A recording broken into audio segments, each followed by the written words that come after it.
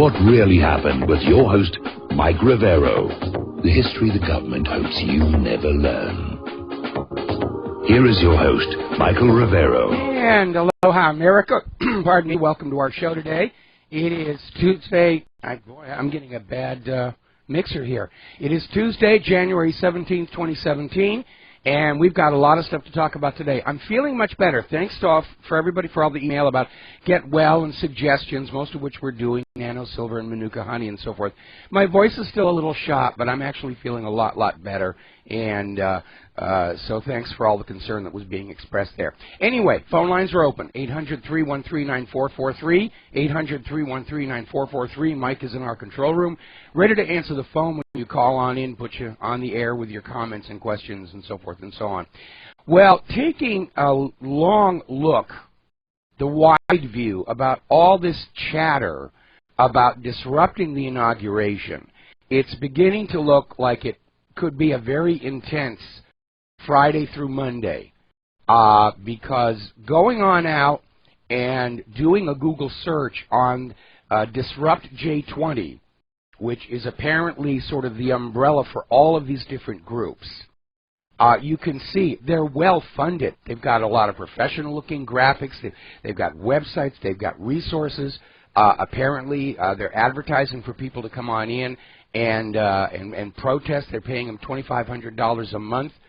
So are we going to see disruption in Washington, D.C. all the way to February 20th? I rather seriously doubt it. But we're looking at this very obvious attempt at a coup d'etat. And I'm starting to see a lot of similarities between Washington, D.C. right now and Kiev just before that coup d'etat. And maybe that's what they're planning on doing, is just disrupting Washington, D.C., crashing the whole thing and saying, oh, well, we've got to make some basic changes to the nation and get rid of that Constitution and so forth and so on. Now, this 2016 election we just got through was a peaceful revolution. We, the people, working together, overwhelmed the election fraud and corporate media. And now it looks like a violent counter-revolution to re-enslave the American people to the CIA narcocracy is clearly being planned.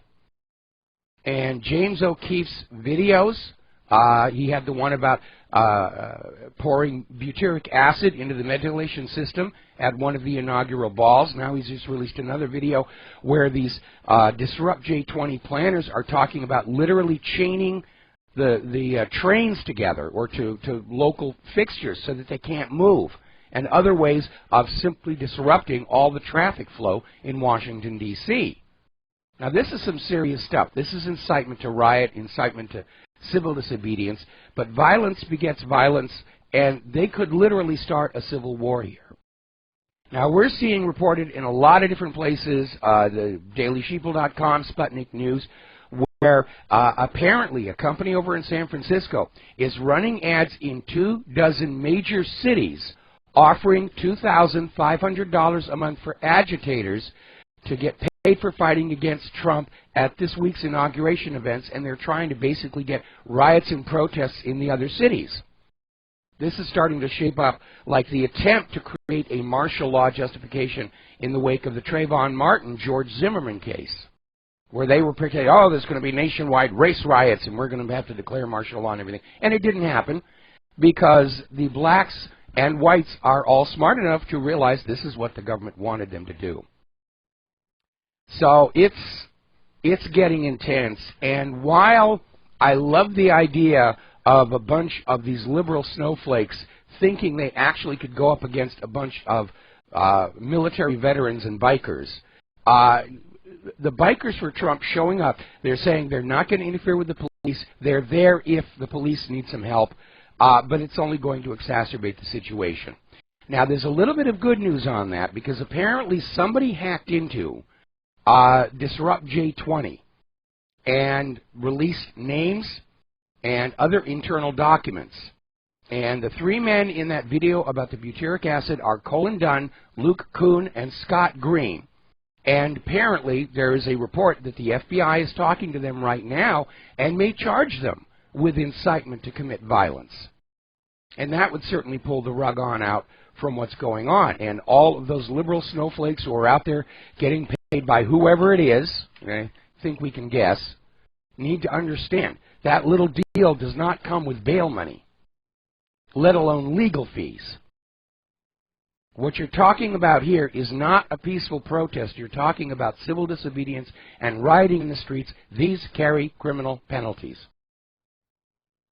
Now, Piers Morgan has come on out with a valid, cogent observation.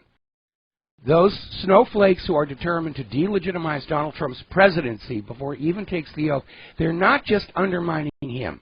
They're undermining democracy and undermining America itself, and maybe that is their goal, to force a dramatic change to the United States of America that allows the establishment to retake control. Because that old model of a fascist economic dictatorship with trappings of democracy has broken down. Everybody understands how crooked it is. And the only way the fascist dictatorship can continue is to start to act like one. And just say, we're not going to fool you anymore. This is the reality. You might as well get used to it, which I don't think is going to happen. So I'm hoping cooler heads will prevail. I'm hoping that the FBI will gather up these ringleaders and shut it down. The long-range forecast for Washington, D.C. is for rain on Friday. Maybe that'll dampen their enthusiasm. But what we have here is a classic definition of a conspiracy, an organization to commit acts of violence in the streets of Washington, D.C., and who knows where all else. That's what's going.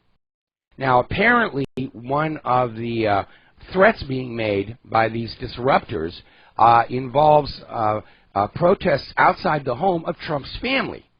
It's one thing to protest Donald Trump as the president-elect, but to threaten the family, that's crossing a line. It really, really is. And apparently they're targeting Ivanka Trump because apparently the liberals just hate the idea of a beautiful woman who's also successful because it goes against their victimhood psychology. Women and minorities are supposed to be oppressed by all us straight, heterosexual white males. That's what the entire liberal establishment sells itself on. And the image of a beautiful woman who is a business success just goes against that. And they absolutely hate her for that. Just like they hate anybody who is a minority, who is a success. It undermines that victimhood agenda. Well, they need not worry because we finally got a clarification on what's going on with Ivanka Trump. She is moving to Washington, D.C. to be with her husband, Jared Kushner, who is Trump's senior advisor, and they bought a home in Washington, D.C. But that's it. Ivanka has stepped down from all of her business interests. She will not have a role in the White House. She's going to focus on being a mother and taking care of family. And that's it. All that big ruckus about Ivanka, and it turned out there was no there. We're going to do a shout-out to our on-air affiliates who are just now rejoining our network. Now, we're hearing a rumor floating around that CNN and BuzzFeed have acquired a new videotape of Donald Trump that will damage him in the eyes of the public, and they're going to release it sometime tomorrow. At least that's what they're claiming. And obviously it's not going to change the fact of the presidency, but it's just another dig, another gotcha. We're going to delegitimize you in the eyes of the public. Now, I wanted to remind everybody, and I put up a link to this demonstration video of a software technology called Face-to-Face. And no, it's not available as an app on your smartphone. I'm sorry. But basically what it does, it takes a video of somebody famous, and in the demonstrations they use George Bush and Donald Trump, and they have an actor speaking new lines. And they have real-time, what's called a facial Waldo, reading the expression on the actor's face and then morphing the original source image of the famous person to copy it. Now, this video is actually kind of old, and the technology is a little obvious. I'm sure it's been refined by now. And it's another reminder, anything coming out of the corporate media, can be faked. I remember in the original movie Marathon Man, Arnold Schwarzenegger, and they were talking about software where they needed to fake the Schwarzenegger character's death. And they had a stuntman go in and get killed, and they mapped Schwarzenegger's face onto it. Back then, it was blue sky science fiction. Today, it's a reality, and you need to understand it.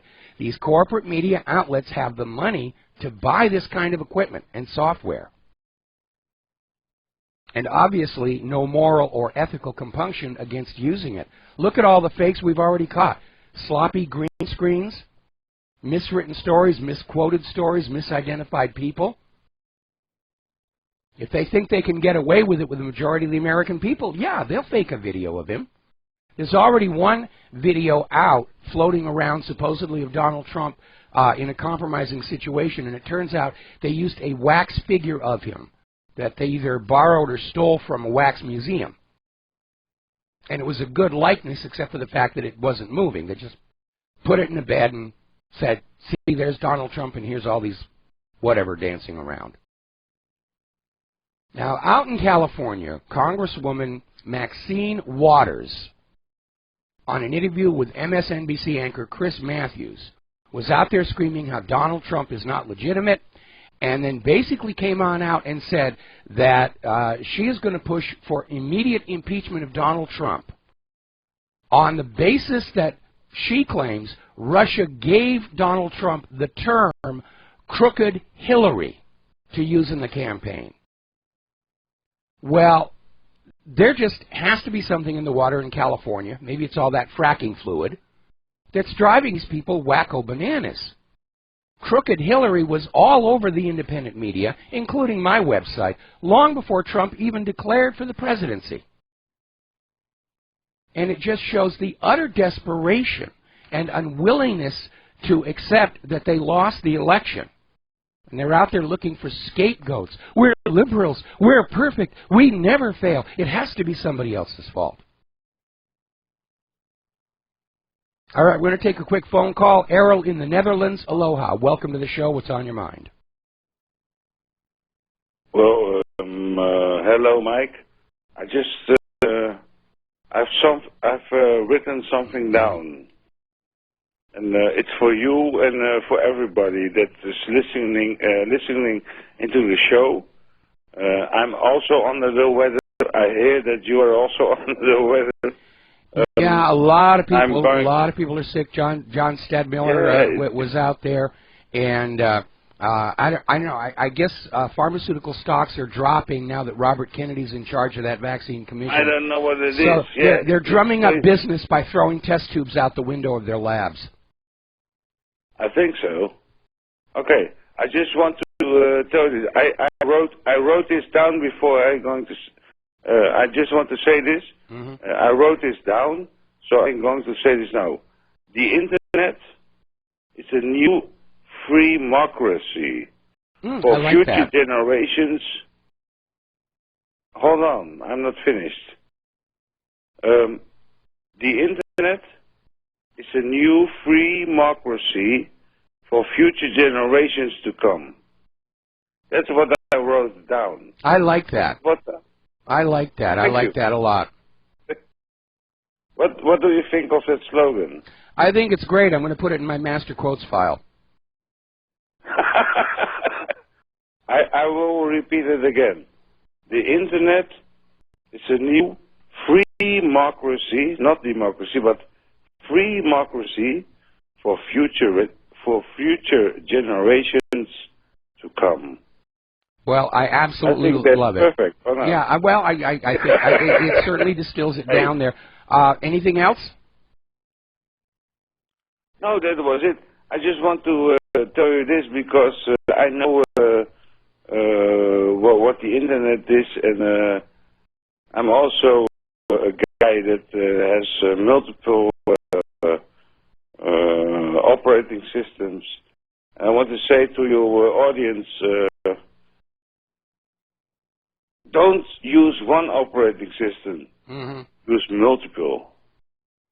And yeah. Yes. Yeah, well, for us computer dweebs, that's very easy to do. Most consumer level computer users are just having trouble coping with one. And the hierarchy is, if you know nothing about computers, you want to go to Macintosh. If you know a little bit about computers, you go to Windows. If you really want to talk to the bare metal, you go to Linux. I want to say to everybody that is listening to the show now, I'm on Linux, and it's a top and state-of-the-art operating system. And when you don't want viruses or malware or whatever, go to Linux. Just go to Linux. Explore it. There are many variations, but I'm personally using Linux Mint. You know Linux Mint? Yes, I've heard a lot of good things about it. I'm using Linux SUSE. That's very good. Myself here. Yeah, and let me clarify something though. There are viruses and malware that are starting to hit Linux systems. Do you remember all that time when Apple was advertising Macintosh as free from viruses and malware? It wasn't that the Apple computers were more immune. It's just there weren't enough of them to really make it worthwhile. Then, as Apple's market share grew, the malware writers started attacking that, and as more and more people go onto Linux, we'll see more malware on that as well. But I have a multi-boot system here.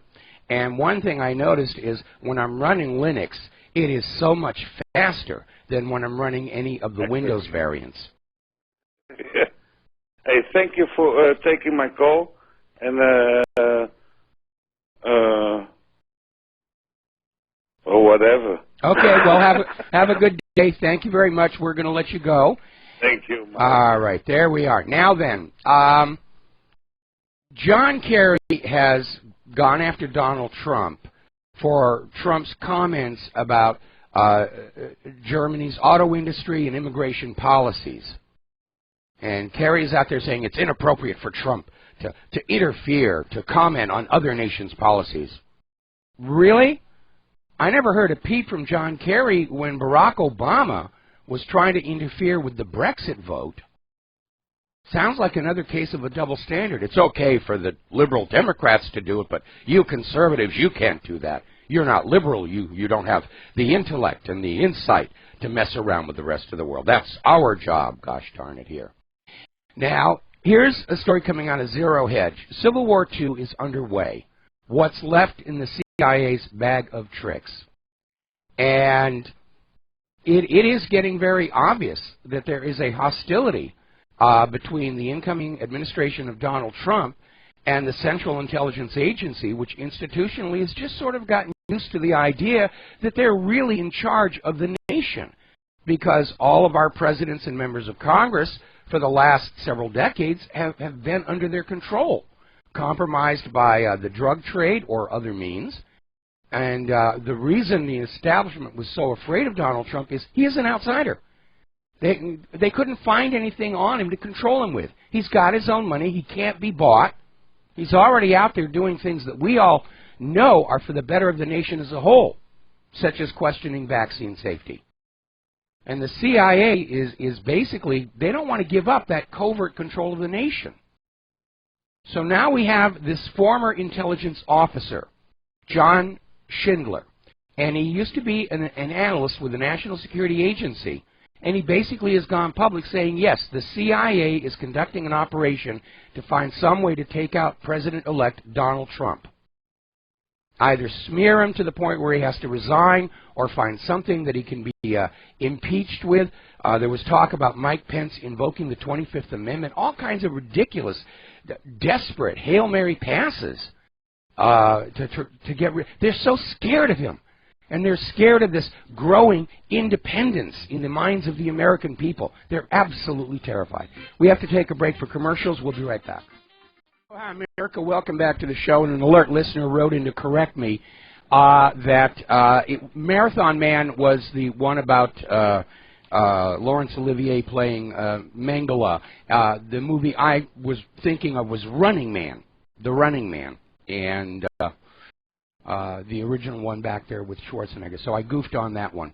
Now then, I am not the only person who's apparently seeing similarities between what's going on in Washington, D.C. and what happened in Kiev just prior to the U.S.-sponsored coup d'etat.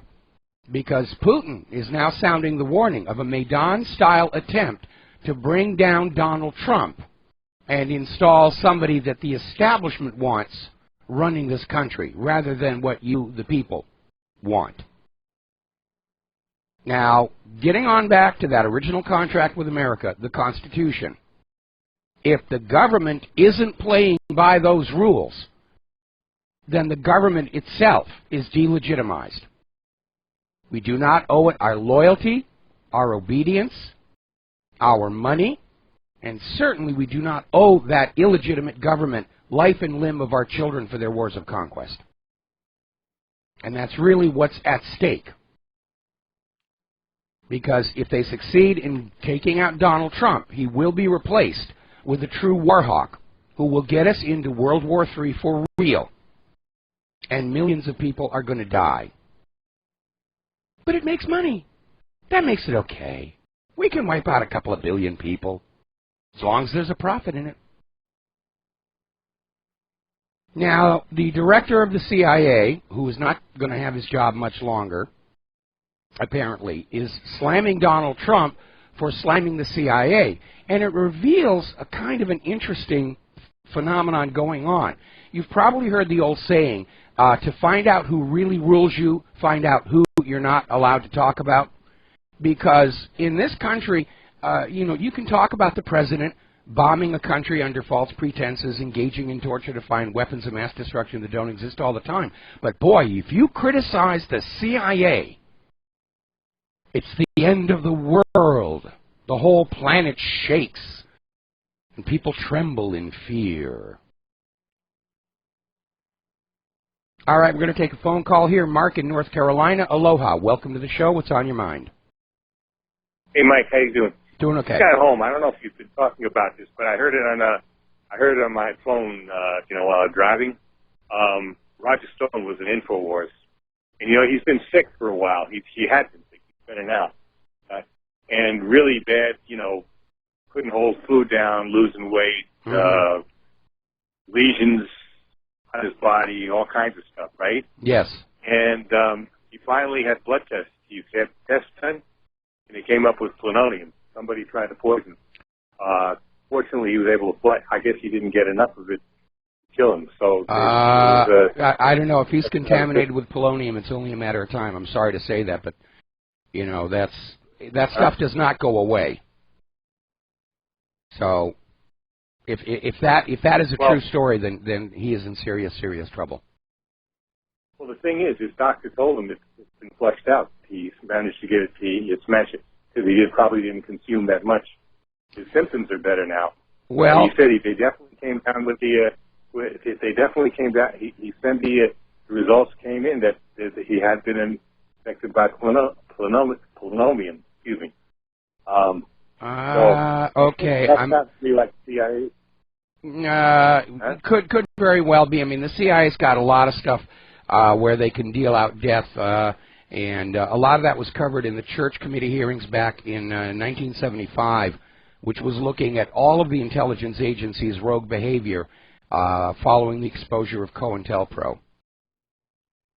Remember, too, that he lives most of the time down in Florida. Rawling was, if not CIA itself, CIA-type contractors who worked from Latin America, who did certain things for the CIA and loyal to them. And the Bushes are down there, too. Jeb Bush might, be very easy, who I still think have big contacts with the CIA, and it could have been the Bushes behind it. I still say it is, but... Well, okay, I'll take a look into this. I'm having some problems with certain aspects of the story. Thank you for the call. We got to let you go and run some commercials. And aloha, America. Welcome back to the show here. And during the commercial break, I did a little quick research, and it turns out chelation therapy can rid your body of some polonium, not all of it. The good news is polonium-210's half-life is just 138 days. And so after that, you know, if you survive that period of time, then, you know, the outlook is good. Polonium-210 is an alpha emitter. If it's outside your body, it's pretty much harmless. It's only if you ingest it somehow that it's going to be a problem. But again, it's a very short half-life, so it may well be. As far as the CIA being in Florida, let's be honest, they are everywhere. This island's crawling with them. And I've already run into a couple of them who are open about saying, yeah, I'm with CIA. And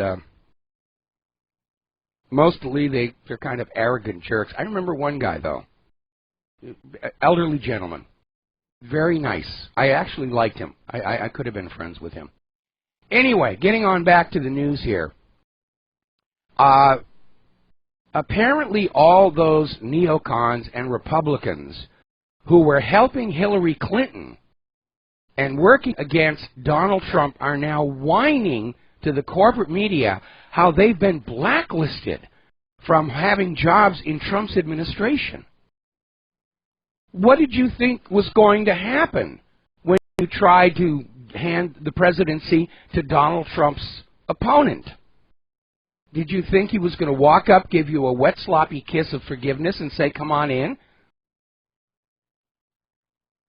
It's the same thing with all these liberal celebrities out there in Hollywood that were all backing Hillary Clinton and saying, you know, I'm a friend with Hillary Clinton, it's going to be good for my career. And now they're looking at the fact that they're on the outs. As liberal as Hollywood is, producers, directors, casting directors, and so forth, they want to play it safe. They want to work with the people who are in with the current administration. And that's why all these celebs are screaming and crying and whining, because the clock is running out on what's left of their career.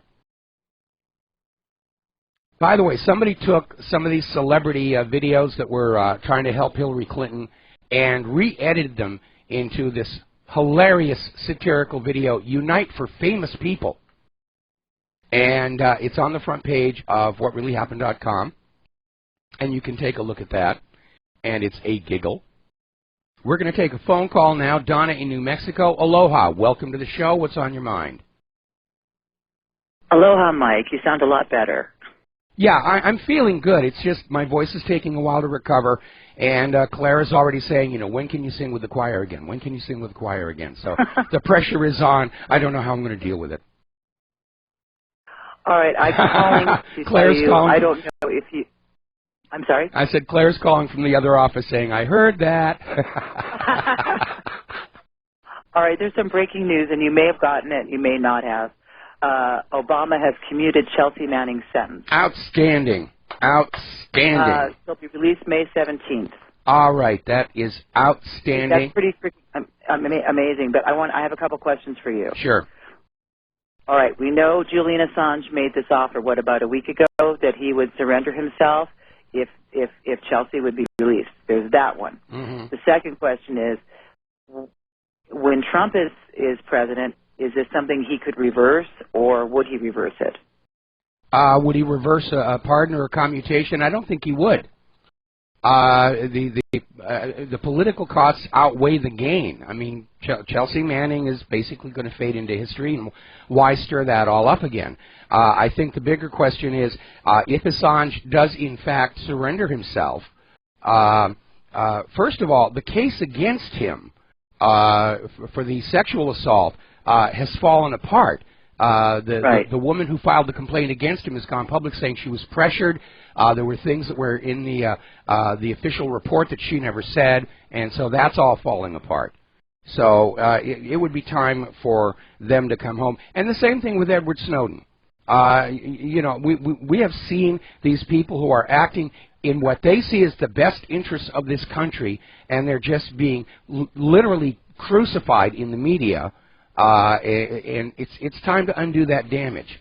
And if Obama wants to really polish up his legacy in these last few days, I would add it's time for a pardon for Leonard Peltier, Mumia al-Jabbar. We need him out because these two people are apparently in jail for crimes they did not actually commit. I'm in total agreement. Yes. But anyway, that's the breaking news, and now I'm just wondering what will happen with Assange, and I have concerns about that as well, because I have no idea what they would do to this man.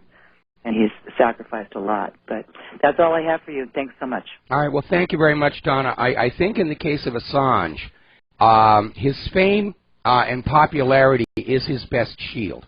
It's one thing for the government to go on out and slap down somebody that hardly anybody has ever heard of, and quite another to go after somebody who is well known, because then the political costs start to escalate. And I think Trump's going to have his hands full dealing with the here and now, and not be all that concerned with the mess that he's inheriting from Obama. He might just let it all go away and say, I got better things to work on right now. Manufacturing, the economy, making America great. It's time to let all this stuff fade away. I think, given the fact that we're seeing the FBI appear to be launching honest investigations into the Clintons, that the popular view of Assange and Edward Snowden is going to be the image of a hero. And I don't think Donald Trump is going to want to be seen as going after a popular hero, especially after having won an election as a populist hero. So that's just my feeling on that. Now then, apparently the liberal snowflakes at the university level are declaring war on Trumpism. We're going to challenge Trumpism. And apparently Anthony Gokowski of Campus Reform is reporting there's a national teach-in movement asking for college professors to take all the time between Martin Luther King Jr. Day and the inauguration to teach their classes to protest oppression and challenge Trumpism. Now, of course, that is not what all these students have gone into hideous debt to learn, because you're not going to get a degree and go on out and get a job because you don't like Donald Trump.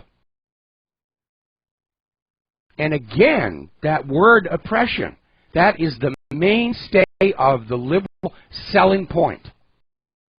You are all oppressed, support us, we will unoppress you. Well, take a look at how much freedom of oppression the black people actually got in the 8 years of the Obama administration. Their lot really has not been improved. In fact, all of our standards of living have gone down. But that's their selling point, and that's why the liberals hate any successful black people. They hate Ivanka Trump for being a beautiful woman who's also a success at business, because it undermines this liberal selling point. You are oppressed. The reason your life is not a success is because of those straight white males.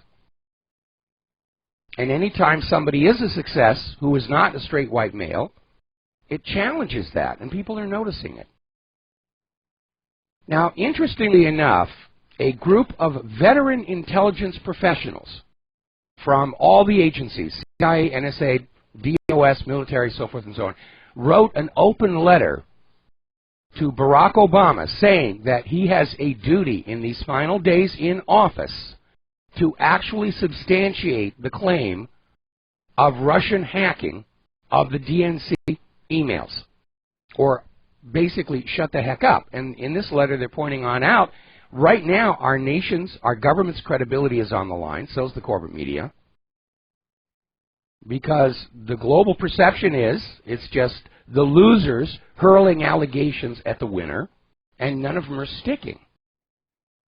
Now, over in Russia, Vladimir Putin is calling this leaked dossier about the prostitutes utter nonsense. And he's right, it is. It was complete nonsense. And part of the problem is they wanted to make it shocking and titillating, so people would say, oh, it's got to be true, the big lie approach. And they jumped the shark on that one.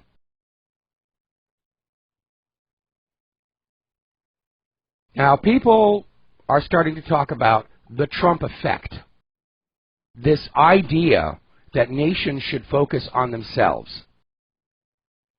And it's spreading. It's now reached Austria. The most popular political party now in the polls in Austria is the Anti-Immigration Freedom Party.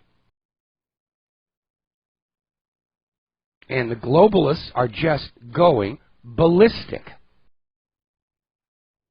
Now, WikiLeaks has come out with another revelation that apparently Hillary Clinton, while Secretary of State, tried to craft a plan with China that the U.S. would abandon Taiwan, abandon the idea that Taiwan is a separate country in exchange for a write-down of the U.S. debt held by China. We don't know if that deal went through or not, and that may be one of the reasons why, again, they're screaming and yelling about everything Donald Trump is saying about China.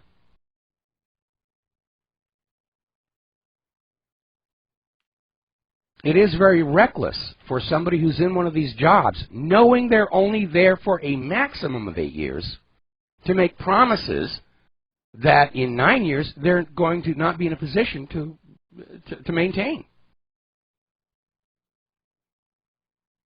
So, story coming out of your newswire.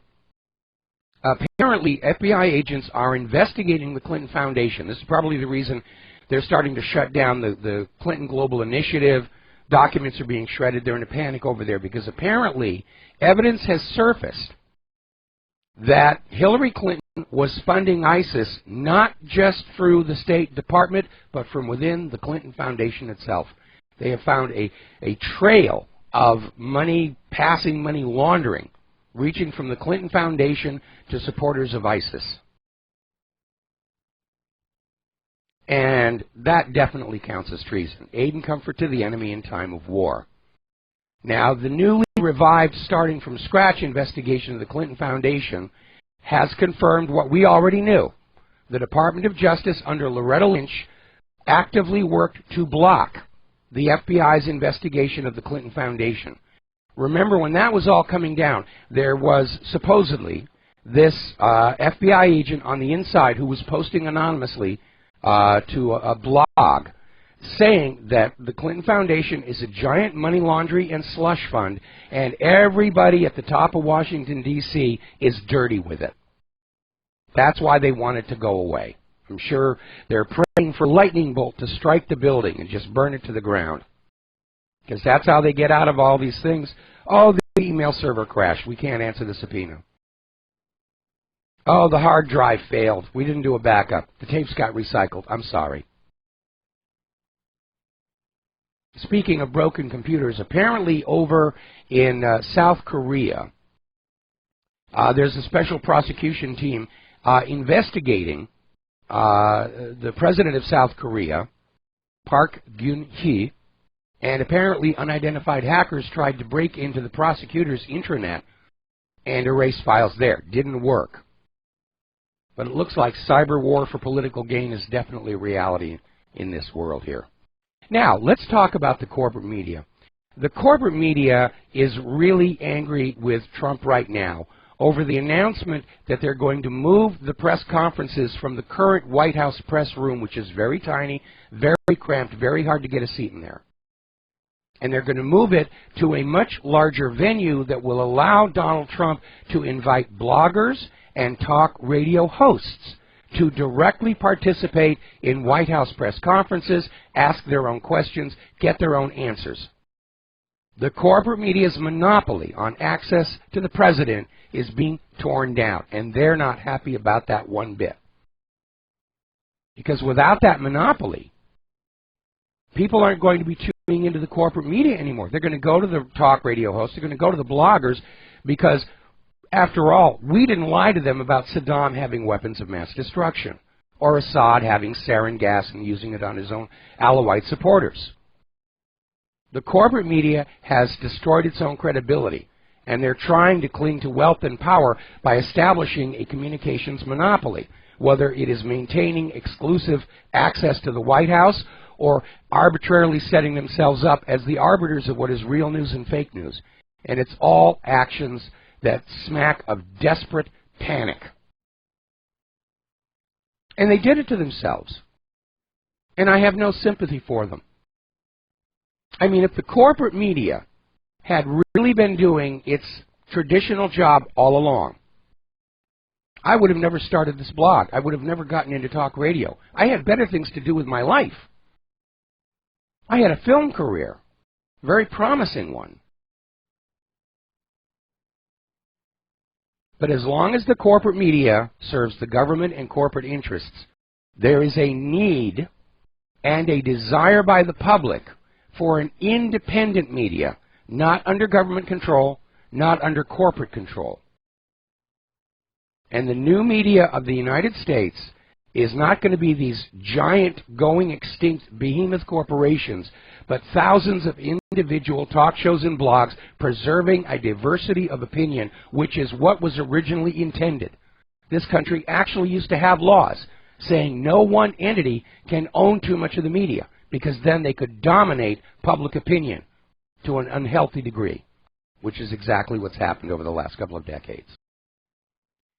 Now, Facebook has now announced that they are going to flag and filter what Facebook deems to be fake news in Germany, or the government of Germany will say that's fake news.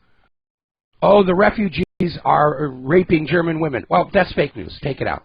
People don't need to know that. Which is why people are moving off of Facebook and on to the new alternatives which are springing up. Now, BBC, the network that reported on the collapse of World Trade Center Building 7 more than 20 minutes before it actually happened, has branded Donald Trump the Kremlin candidate. Ooh, he's a Russian ass. They're just piling on that thing, that Donald Trump represents covert Russian control over the United States of America. Funny how nobody ever raises a stink about Israel's covert control over the United States.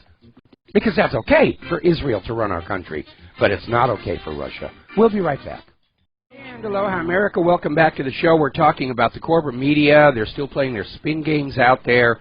BBC is calling Trump the Kremlin president. Insert ominous music here. And the crybabies are hacking my server even as we speak. So when you're catching flack, you know you're over the target here. Story coming out of government slaves about how the corporate media is still playing with approval polls.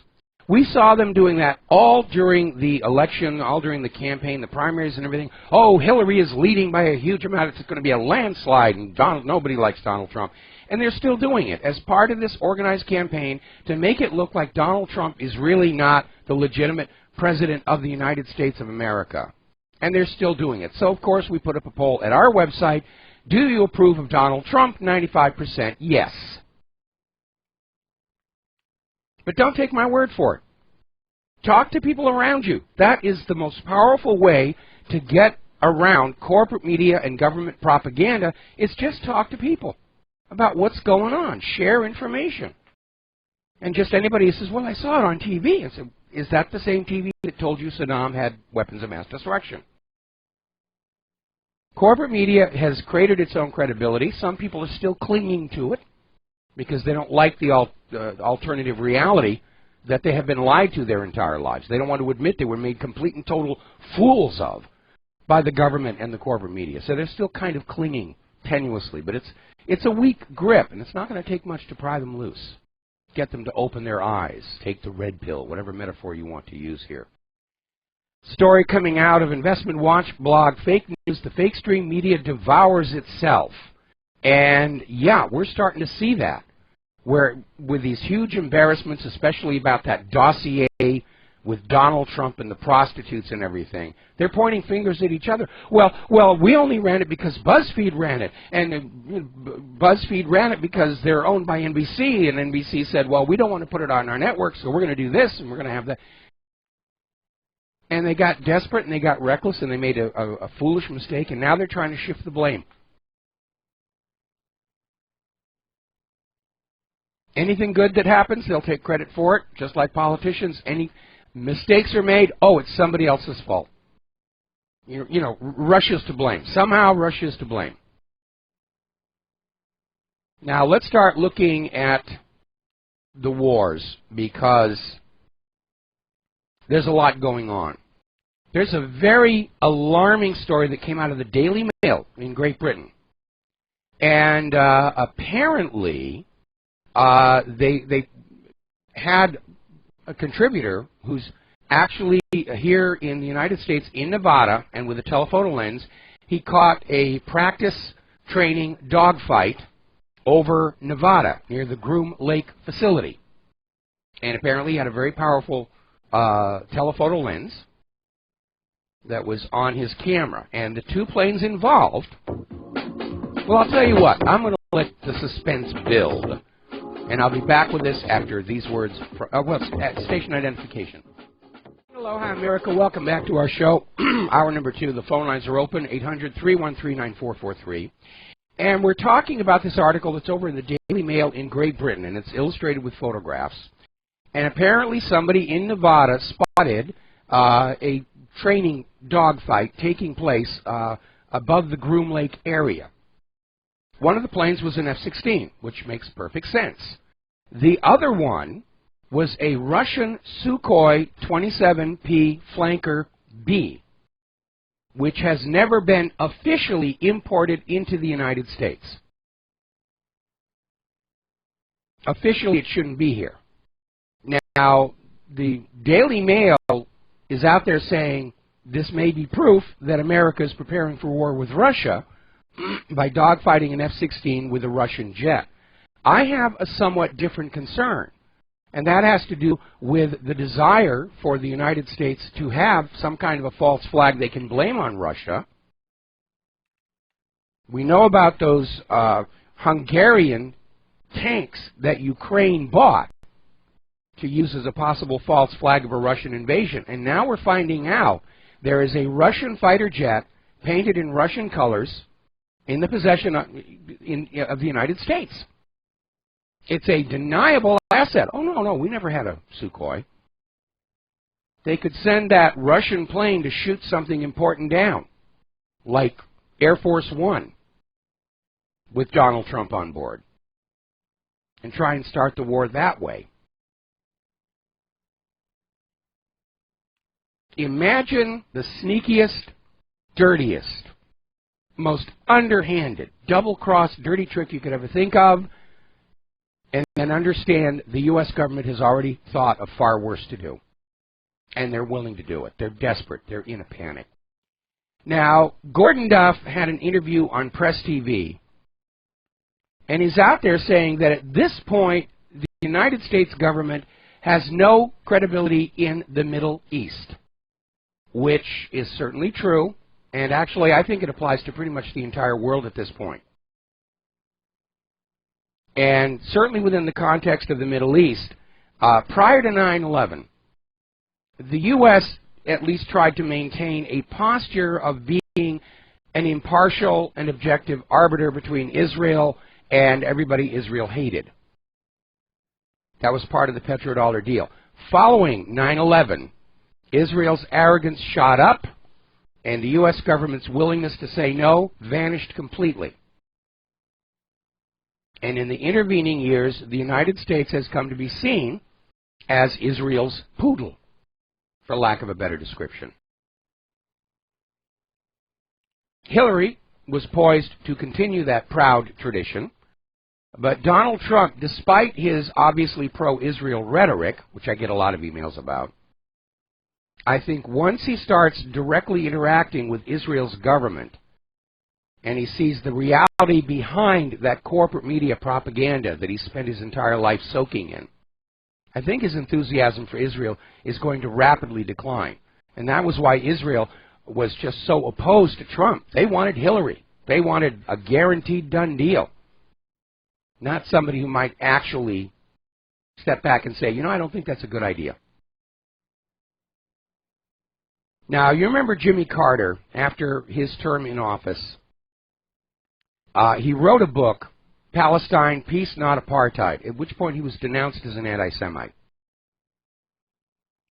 And while he was going on around talking about the book, and he basically said, you have to look at the reality of what's going on. They're being robbed of their own property. That's what's happening in the West Bank. And the people in the United States never know about this. They don't know what's really going on.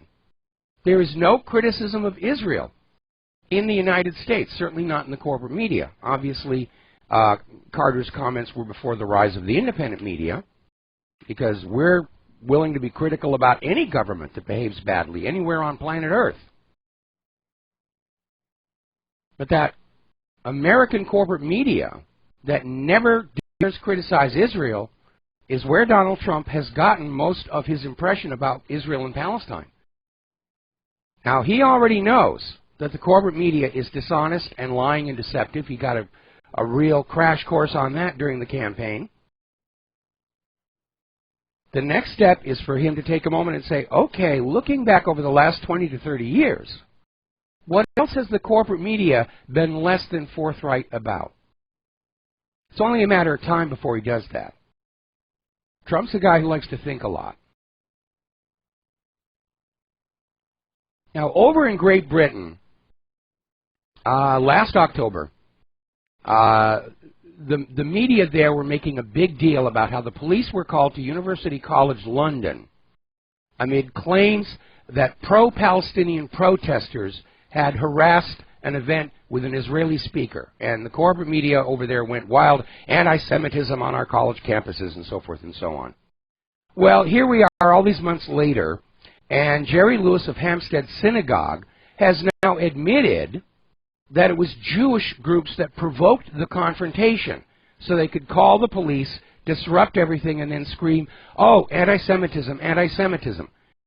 And this gentleman from Hampstead Synagogue was very honest in saying, the game plan is simple.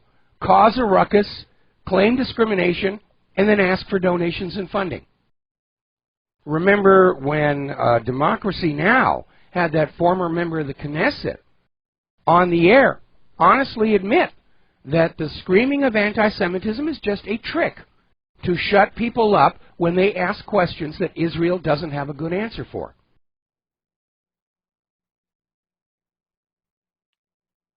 So, anyway. All right, let's see. We're going to go ahead and grab a phone call from Ed in Las Vegas. Aloha. Welcome to the show. What's on your mind? Yeah, Mike, I just want to make this quick. I used to work up in that area, and they're called the Red Eagles. Even 30 years ago, they had MiG-21s and MiG-23s, and they dogfight all the time. It is standard procedure. They have Russian planes up there. Yeah, I understand that they've acquired Russian planes. During Vietnam, North Vietnam literally had to put guards on their own pilots because U.S. high-flying planes would fly over and drop leaflets offering a reward for any pilot who would defect to the West with his Russian jet. And apparently a lot of North Vietnamese pilots took them up on that deal. But the issue is that this flanker, according to this British media, is not officially supposed to be in the United States of America. And so the fact, the possibility of malevolent use of these Russian assets has to be addressed in this run-up to confrontation with Russia. Yeah, but I'm just saying that they've always had them. They've always been dogfighting together, and you see them all the time up there. I probably shouldn't even be saying anything, but no, actually, you shouldn't. You know, you're giving away the secrets there. I remember in Chuck Yeager's book where he was talking about one time where he was asked to evaluate one of these Russian MiGs that had been stolen by a North Vietnamese pilot, and he said it was a bit of a clunker. But obviously, Russia's aviation industry has caught up with the West now. Their newer aircraft is just... No, actually, it's been public and it's been written about, yeah, they've been doing that a long. They usually get them from the Middle East, from client states. Okay.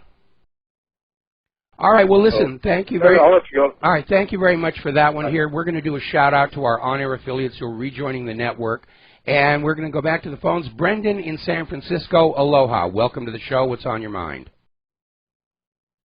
Hey, Mike, did you see the news that Manning is sentence has been commuted? Yeah, I did, and we had a caller into the show just a little while ago, and I think it's wonderful news. And like I said, I think the next step is we need to get Leonard Peltier out and possibly some of these other people It's time to stop treating these people who are acting in what they thought was the best interest of the United States like criminals, while the people who are criminals are being protected. That is not a healthy situation. Yeah, I can't help but think that Mr. Barry Soretto knew that Trump would probably do it and even further damage the myth of Obama or his so-called legacy. I really do think that he was preempting Trump's humane side. I could almost guarantee Trump would have done that. Yeah, I think you're right, and that may have been Obama's motive. He's trying to steal as much thunder from Trump as he can. But regardless of the motive, it's a good thing that it finally did happen, and Manning's going to get on out. I mean, 35-year sentence for this, and it's just utterly, utterly ridiculous. And like I said, if Obama really wants a legacy that people are actually going to want to look back at with any kind of respect, he needs a few more pardons. Leonard Peltier, Mumia Al-Jabbar, and Julian Assange, and Edward Snowden. Just clean the slate, and let's all move forward from here.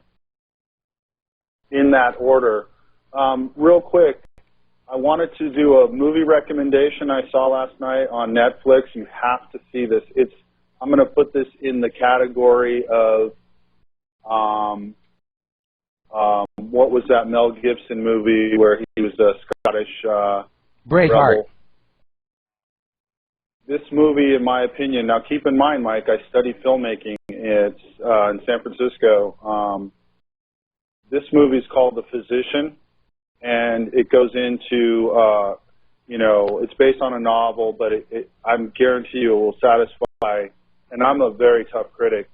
The Physician, got the gentleman that played Gandhi in it. It's from 2013.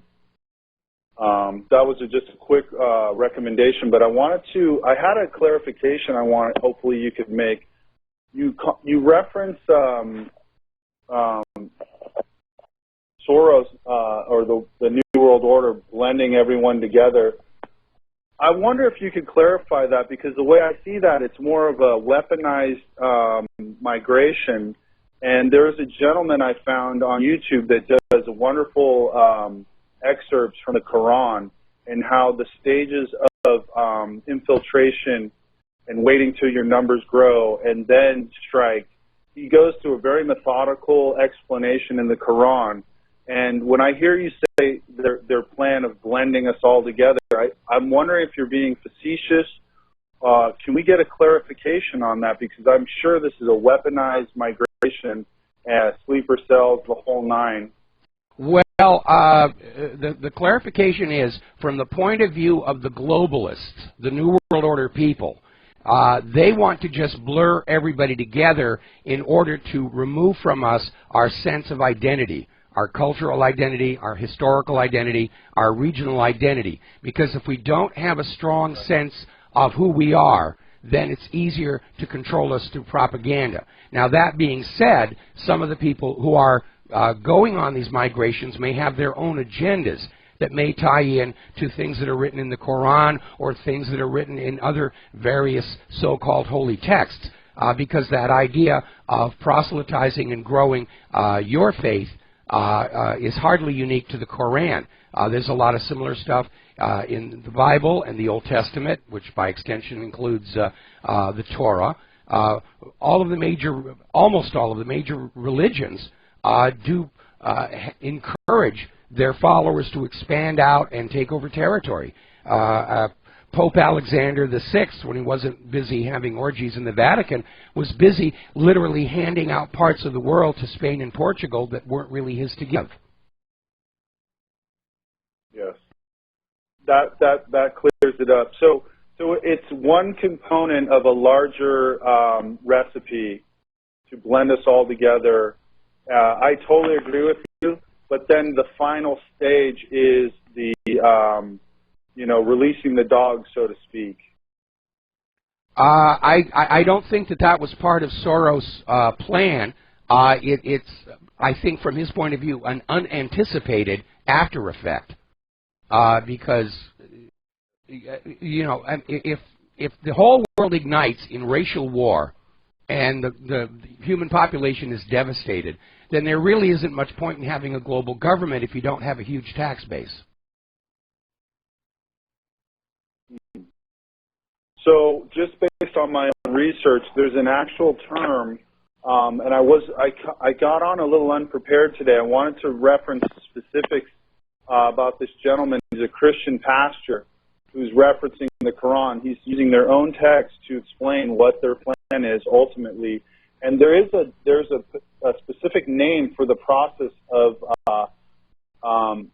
it's like combat or weaponized migration, and the term is quite familiar. It's conversion. I have to believe this. Say it again. Conversion. Oh, that's what the Christians call it. Yeah. So I mean, I guess we're just replaying the past because they've done it before. I mean, they're making it all the way into Europe and the U.S. with help from our illegal government. I just think this is where I'm going to focus my attention. I've sent you a couple videos from Call of Duty Goddess. She did some really good work on Eric Holder and Lynch. Their wives are best friends, and I was hoping I'd see them posted on WhatReallyHappened.com, but I'm just curious. Are you getting any of those mails? I'll have to go back. I'll have to go back and take a look and see if things are caught in the filter or something like that. But this mass migration and this pushing of Muslims into Europe, for example, there are other parties who see an advantage in it. Remember, Israel's goal is Eretz Israel, the Israel described in the Bible, from the Nile to the Euphrates. But all that land has got people on it. And Israel probably thinks it's a lot easier to convince them to move to Europe and then take over all that land than to actually have to risk their own children in outright wars of conquest on those same regions. So there's another player who's in there that would be very much interested in getting all the Muslims to basically crowd into Europe and leave all that land empty behind them. Right. You're always saying who stands to gain, and we know who does stand to gain. And yeah, it's like, let's clear them out and make it easier for the folks that stand to gain, and we know who they are. Well, listen, Mike, I'll try to do a little bit more homework and be prepared. I like the idea of referencing videos that are pretty well vetted, you know. And this woman, Call of Duty Goddess, she's doing really good work. In fact, she's called into the show. I remember hearing her voice. But I'm going to try and find this pastor that's doing really great dissection of the Quran and using their own words to help us understand this weaponized migration. Okay, but before you do that, remember that it's common practice for the practitioners of a religion to selectively quote the text of the other religion to push whatever their point of view is.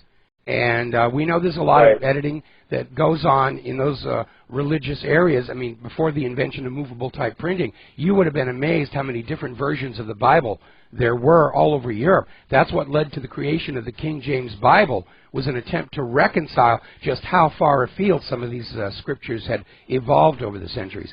Anyway, listen, I need to let you go, Brendan, and we're going to start with Alan in California. Thank you. We're going to start with Alan in California. I'm probably going to have to take you through the commercial break. Hello. Hi, Michael? Yes, you're on the air. Hi there. Hallelujah. 3 more days, huh? Yes. All right, good. I just wanted to get your opinion on something that's just upsetting me a little bit about the Barack Obama birth certificate that Jeff Arpaio proved pretty much that it's pretty much a false document. Anyway, I'm kind of upset because, you know, if anybody else would have produced a false birth certificate and used it to get a job and so on, I mean, that's multiple. Yeah, but there's a benign explanation for that, and I actually put it up in a story that's permanently linked to the top of the main page called Obama the Love Child. And if you'll stay here, we'll go through it again after these words from our sponsors. And aloha, America. Welcome back to our show. We're talking with Alan in California, about this lingering issue over Barack Obama's birth certificate. And it actually has a very benign explanation. Barack Obama was born back during the free love days of the 60s. And the story really is that his real biological father is Frank Marshall Davis, who's even mentioned in Obama's book about his early years as a family friend. And what it was is that Barack Obama's mother met Frank Marshall Davis when they were both students at the University of Hawaii. And Frank Marshall Davis was paying for his college education as a pornographer. And Obama's mother was one of his models. And nature took its course, and little Barry was born. Now, that was a very common occurrence back then, and women who had had a child out of wedlock who then married, again, somebody else, found it was a lot easier to simply go back and request a new updated birth certificate amending the father's name than to try and go through that long formal process of an adoption. And that's all that happened. When Barack's mother married Barack Sr., she simply went to the Hawaii records and said, I need a new birth certificate, I need to change the name of the father. And there was a nod and a wink, and they did that. And it happened all the time back then, probably still does. And that's the explanation. And if you look at a photo of President Obama and Frank Marshall Davis, they look almost identical. Barack Obama does not look anything at all like Barack Obama Sr. It's that obvious out there. So I confirmed living on Oahu. Hang on, I confirmed living here on Oahu that Obama was born here. The hospital records, announcements in the local press, and we know people who knew the Obama family and confirmed it to us. I even had one of Barry's school teachers on the show a few years back. So it's a great deal of nothing there, and it really needs to be dropped. That doesn't explain though the exact stars and numbers used from that other birth certificate that were on his from the press conference. Did you happen to watch that? I didn't pay attention to it because there's nothing there. Okay. Thank you very much for the phone call, Alan, and we're going to switch over to Alex in Florida. Aloha. Welcome to the show. What's on your mind?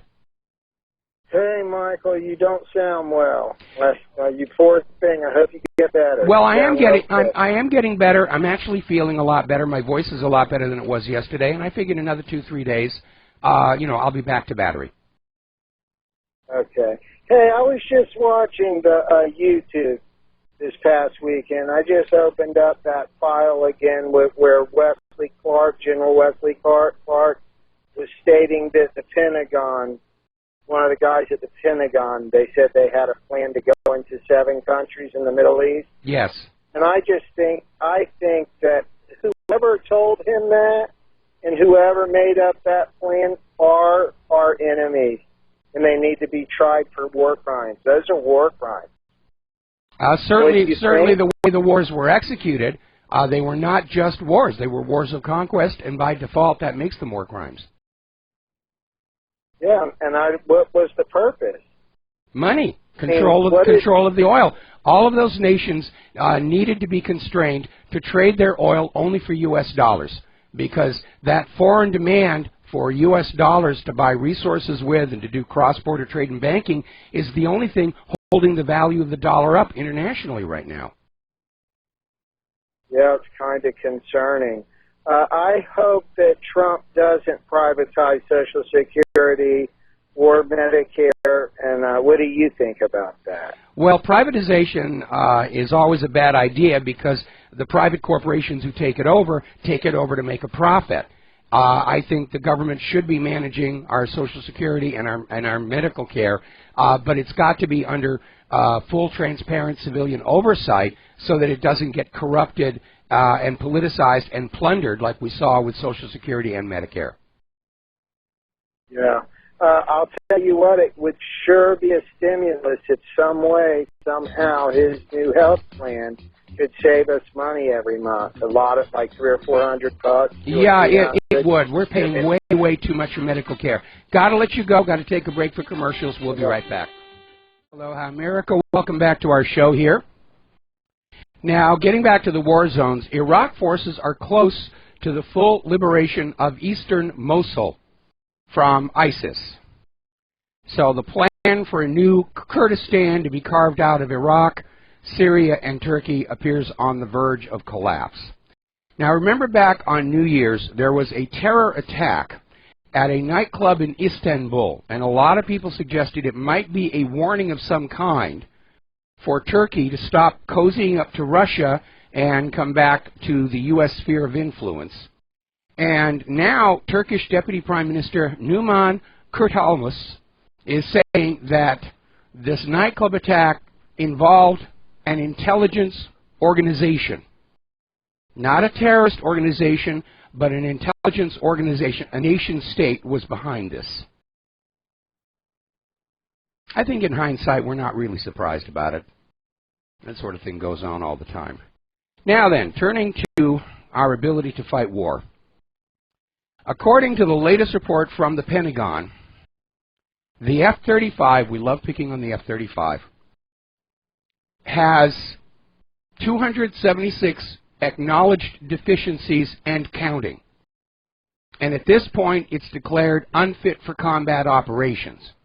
Now, the Air Force last year, just in imperialistic fiat, said it's ready to go, and they've actually started deploying them, even though they don't actually do anything other than look very impressive on the runway. Now, looking at all this news about how terrible America's weapons are, we have to hold out the possibility that part of the plan to try and goad Russia and China into war with the United States is to basically convince them that we're not that big a threat and a danger. And we have to always hold open that possibility. But there seems to be an awful lot of problems out there where ships have to get towed. But at this point, I think a lot of people are justified, certainly Donald Trump is, in saying, yeah, we've got to have a strong defense, but why can't we make it cost effective? As opposed to the current system, which prides itself on how much money it can pour into a program. I keep going on back to that wonderful movie, Pentagon Wars. Kelsey Grammer, I think, Graham Grammer. Anyway, he plays this officer who's in charge of this defense program, and the film opens with him giving a speech to a congressional hearing about the cost overruns on the Bradley. And he's out there saying, you know, we were able to beat the Soviet Union because we could shovel the money into the fire faster than they could. And we laugh at it because we recognize that does seem to be the attitude. And for anybody who has actually had contact with military procurement and spending, you just know it's amazing. It's almost shocking. Most of us around here, we have money that we control with an eyedropper. A little drip here for the rent, a little drip here for the car payment, a little drip over there for medical costs. These defense contractors have fire hoses, and they are not timid about using them. And there is a huge amount of waste. I saw it when I was doing some work. Robert Abel and Associates actually did some productions for a government contractor. And it was just a whole new experience for all those people. I sort of expected it because when I was back with NASA, I'd seen more of the same thing. Not with NASA, but within the Air Force, because we were sharing a facility at the time. But it's amazing. You have to look at the way weapons are developed in Russia and China. Their goal is cost-effective, efficient weapons, because the more effective they are, the fewer you lose. The less expensive they are, the easier it is to replace them. And in every war in history, the country that runs out of wealth first loses, is really what it comes on down to. Now, speaking of wealth, the wealth inequality has gotten out of control. And there's a story here from the Daily Sheeple about how just 8 men have more wealth than the bottom 50% of all human beings. And people are getting very unhappy about that because it's not like these individuals get their wealth just out of thin air. They get it by taking it away from the rest of us. Now, in some cases, that's the way capitalism is supposed to work. And I often hold up the example of a Steven Spielberg or a Steve Jobs or somebody like that, or James Cameron, my favorite all-time director. They make movies, and I want to buy the pay-per-view to see it. I want to buy the Blu-ray, especially the 3D version. And they get rich because they made a product people want to buy. That's how it's supposed to work. The ones I have a problem with are these people who game the system, who lobby politicians for special laws that bias and weight the system toward them. And eventually the system becomes so unbalanced, this is what's giving rise to populism and nationalism. Because people want to take back control of their nation from the money junkies. And that's really what's at the heart of it all. Now, there's a story coming out of Market Watch about how investors are bracing for a massive stock market sell-off next month. Basically, they're saying as soon as Trump is sworn on in, they're expecting things to come apart. And we know that our economy is a thin shell. There's nothing really there. But I think they've been propping it up with all this instantly created money out of the Federal Reserve. And now that Trump is in office, they're going to let it collapse and blame him for it, which is exactly what they did to Herbert Hoover in the 1930s. And Herbert Hoover did not create the Depression of the 1930s. It was created for him. Remember when the bankers tried to organize a fascist coup against Franklin Roosevelt, and Major General Smedley Butler blew the whistle on that.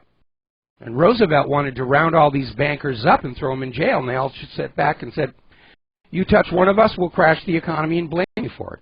And Roosevelt couldn't do a thing about all these Wall Street money junkies who wanted to kick him out of office. Until war with Europe actually broke out, and then he nailed most of them under the Trading with the Enemies Act. The one problem we need to be aware of, we're supposed to have a government chosen by the people. And we got a hard lesson about just how hard it is to get that last year. But behind that, we need to realize how much unelected power these giant banks have.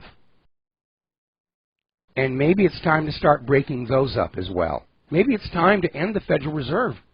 Congress can rescind that charter anytime they want.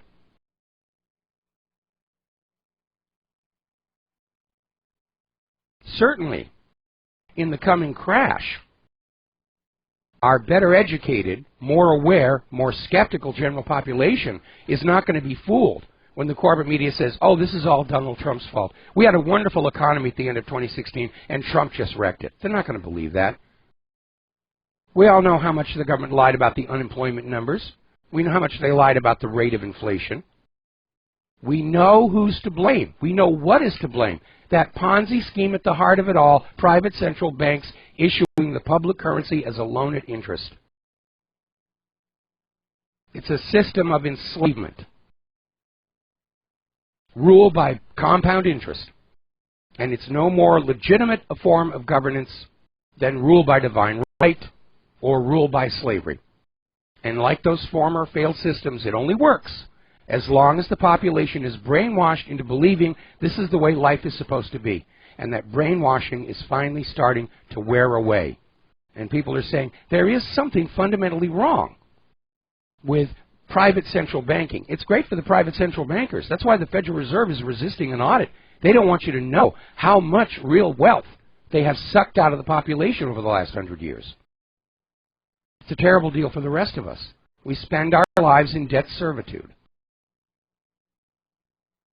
Now, Donald Trump, coming into office, is looking at a minimum of 10% cut to spending in general and letting go 20% of federal workers. Now, the bureaucracy has already tried to offset that. They've been on a hiring binge this last month. Just any little job they can think of. Oh, hire this person, get them in, get them in. So now they've got a disposable segment of their employees that they can let go in response to Donald Trump's request for a federal worker reduction. And the career insiders are protected. Now, General Motors is getting ready to announce a $1 billion investment in U.S. auto factories and an additional 1,000 jobs following Donald Trump's criticism of Mexico's imports. And I imagine Donald Trump going after Germany didn't hurt either. But all it's going to take to bring manufacturing back to this country is a change in the tax policies. And you need to remember, it was under President George W. Bush the tax code was changed to financially incentivize corporations to offshore manufacturing. It's part of that global New World Order design. We want all the manufacturing of electronics here, all the cars here, all the agriculture here, so that the whole world is dependent on the rest of the world. Nobody can be free and independent and self-sufficient. Because dependency is slavery. And all you got to do is change those tax laws, talk about tariffs, and you can create a financial climate in which these corporations will gladly bring the manufacturing jobs back here. All it takes is the political will to do it. We're 3 days away from a change in the leadership. And like I said, when Donald Trump takes the oath of office, our jobs are not over here in the independent media and among the American people. They're just beginning. Donald Trump wants to bring real change to our country, and he's opposed by this oligarchical establishment that has fed off of us for 30 years or more. So, for Donald Trump to be able to do anything, we, the American people, are going to have to stand shoulder to shoulder with our President Donald Trump and glare through those windows into the offices of the representatives and senators and send them a message. You work for us. You don't work for Israel. You don't work for Big Pharma. You don't work for the military-industrial complex. You work for us. And if you forget that, we will do to you next election what we did to Hillary Clinton this election. We will work to overcome the election fraud, and we will get you out of your job. All of us working together got Trump into office. All of us working together can turn Trump's White House into a really effective tool to bring some real change to this country. Make America Great is not just an empty campaign promise and rhetoric. It is now possible. We've known for years this country was in serious trouble. Trump winning the election opened the door to the possibility for change. We, the American people, are going to have to step through it. If we abandon Donald Trump, if we leave him all by himself, he's not going to be able to do anything. We're all going to have to work together and follow his lead. Now then, down in Venezuela, as you know, along with all of their other troubles, they got talked into this experiment in trying to move toward a cashless society. The high denomination bills have now been banned. And Venezuela's new highest denomination bills barely cover the cost of a Big Mac at the local McDonald's. Every country where this has been tried so far is in serious, serious trouble. But the push for the cashless society isn't to benefit society. It's to benefit the bankers, to make you dependent on those banks for every single financial transaction, to make sure that what you're doing with what is at least tentatively called your money can be spied on by the government that's absolutely terrified that you might go and do something you're not supposed to do. Now, as you know, the fight about Obamacare is on. Trump's administration has announced they've got a new plan to put in its place. There's going to be a safety net for those who lost their existing plans to Obamacare and may not be able to get back with their original insurance carriers because they're older and they're sicker and so forth and so on. Remember when Obama said, if you like your plan, you can keep your plan? Big lie. And he's leaving Trump to clean up the mess. But Nancy Pelosi is still out there defending Obamacare. Remember, Nancy Pelosi was the one who said they had to pass it before they could read it and see what was in it. which was one of the stupidest remarks to come out of a member of Congress in recent recollection. And this article over here in the Daily Sheeple is saying people are starting to wonder if she's suffering from dementia or if she's on the same fracking-contaminated water or prescription antidepressants as Maxine Waters. That they can say these incredibly stupid things. Just amazing. All right.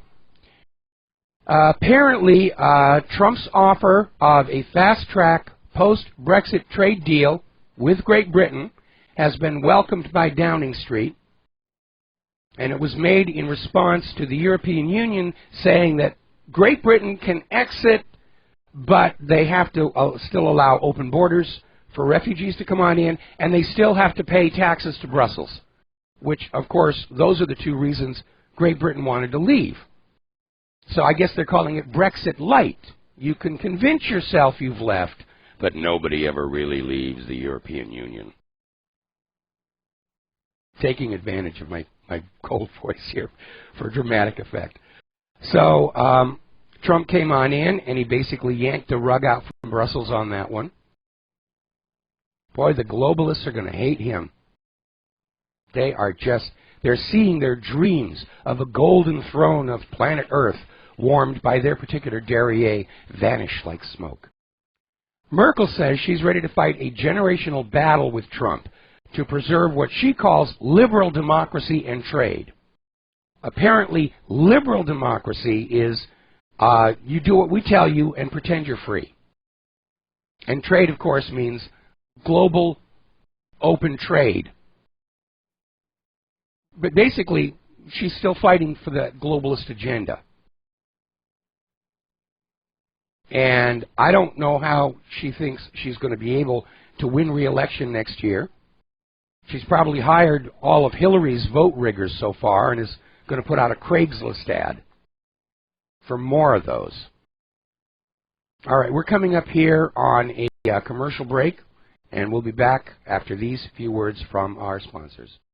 Aloha, America. Welcome back to our show. Here we're going to go to the phones and start with Sherry in Fredericksburg. Aloha. Welcome to the show. What's on your mind? Hi, Mike.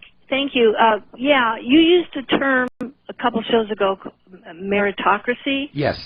I wasn't familiar with that, so I looked it up, and I've learned that this is a society of people who are selected to hold power according to their abilities, a ruling class. Kind of, I don't know if it's like an oligarchy, but anyway. No. I got to thinking. No, hang on. Okay. Let's stop for a second. The two are very different. An oligarchy is a group of people who rule a society for their own benefit. A meritocracy is the people best qualified to do the job get selected to do the job. And that's the fundamental difference. Okay, I don't know about this best able to, because I got to thinking about the difference between the monopolies in Wall Street and the retailers in Wall Street, and I see that the retailers, they can compete against each other, but the monopolies are what's worrying me, because I'm experiencing things that are kind of scary. There are both monopolies and non-monopolies on Wall Street, but the monopolies are taking away my options and replacing it with these divisive tactics that find ways to siphon money out of my pocket. Yeah, they definitely do. That's an oligarchy. And to illustrate why I favor a meritocracy, let's say that you get sick and you go into the hospital. Do you not want the best qualified doctor operating on you, or are you okay with some intern who just got their medical degree a week ago? Yeah. So, okay, I see. Well, the problem is, it got me looking at monopolies closer, and I have less and less alternative to turn to these days. It's like being chained, and when they start yanking the chains, this is the monopolies now. They're squeezing us. My heart and mind must follow this, and there is nothing good for us in the future. No, you're absolutely right. That's why monopolies used to be illegal in this country. In fact, technically they still are. And there's already talk that Donald Trump, when he comes into office, could use the existing anti-monopoly laws to break up those giant media organizations. Because originally in this country, corporations, companies, retailers were not allowed to form monopolies because of the way they would abuse the public. Whether it was called monopoly or a trust or a cartel or whatever, everybody understands that a monopolistic entity is going to be bad for ordinary consumers. There's a wonderful video that we put up at WhatReallyHappened.com about 10 conspiracies that conspiracy theories turned out to be true, and they talk about the De Beers cartel, where when the South African diamond mines were first discovered, it was realized there were so many diamonds there that it made them virtually worthless. And so these British businessmen who owned these mines united together to form the De Beers mining cartel and simply said, if we control the flow of the diamonds, we can maintain the illusion that they're worth a lot of money. But they're not. Yeah. They're not rare. There's enough for every shopping mall to have 3 or 4 jewelry stores full of them. There are enough for every married woman to have one on her finger. It's a big giant hoax, but it's caused by a monopoly. Thank you for the call, Sherry. We got to take a break for station identification. And aloha, America. Welcome back to our show, hour number 3. The phone lines are open, 800-313-9443, and we're going to go back to the telephones now. Kyle in Philadelphia, aloha. Welcome to the show. What's on your mind? Hello? Hello? Kyle, are you there? This is Tony. Hi, this is Tony. I don't know if you're looking. I was looking. Well, we'll go with you, Tony, for right now. Okay, we lost Kyle. Tony, what's on your mind? Nothing. I called earlier to talk about the migrants and how the European Union is led by an unelected body, and it's similar to our country with the CIA. That aside, to bop on over to another topic, you had mentioned something about, well, you're always talking about vaccines and autism. And there's an interesting article about SIDS deaths being reduced by 75% by having a fan in the room. Have you ever heard of that? Yeah, especially if it's filtered.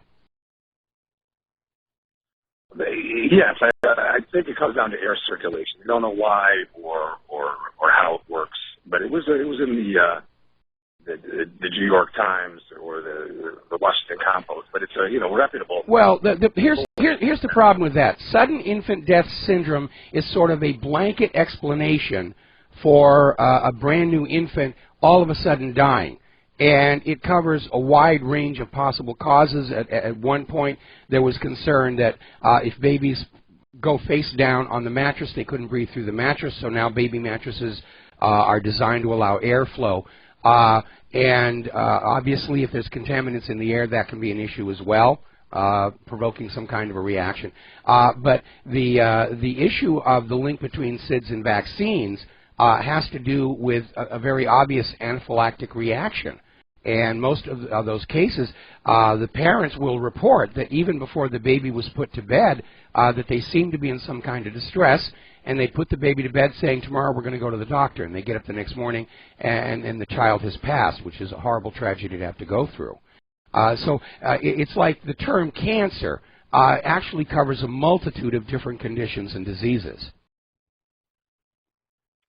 Yeah, I mean, it could have something to do with reducing fever. That's always a common reaction with an adverse vaccine reaction, high fevers, possibly air circulation cooling the baby down. That's a good point.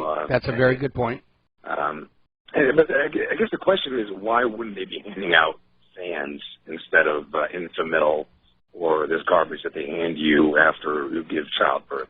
Well, because some literature on it, nobody knows about it. Well, because vaccines are a $30 billion a year business, and word to come on out that the vaccines are actually harmful and have been known to be harmful for decades, the civil litigation would absolutely destroy the industry.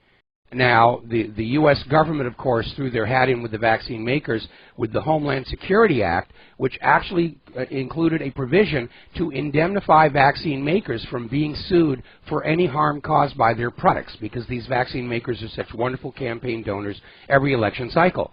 And so now, if you are the parents of a vaccine-damaged child, you have to submit a claim at what's called the vaccine court, which is actually covered by taxpayer money, not the vaccine companies. And because there was this growing surge of parents filing claims, the vaccine court said, help, help, we need to prove that there's no link between autism and vaccines.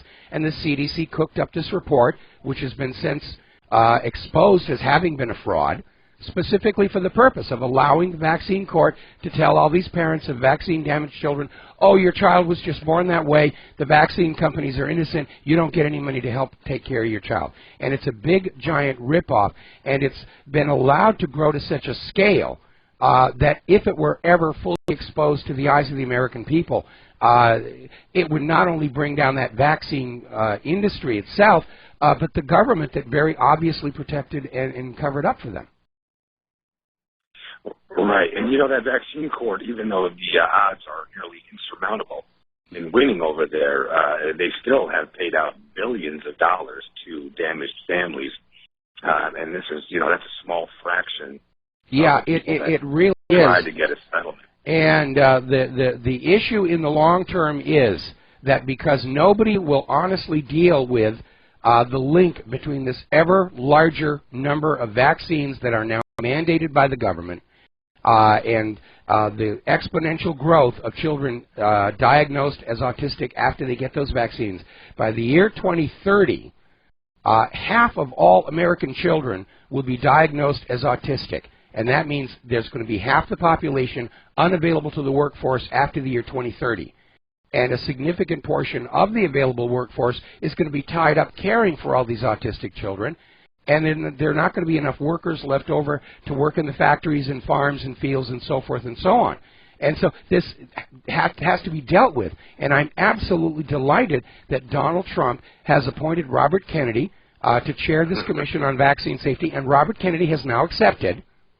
And the vaccine companies are just in an absolute panic right now, because if it ever all comes out that they have known all the way back to the 1940s that there was a problem, we're not talking just civil litigation against the corporation. We're talking criminal prosecution of all these executives.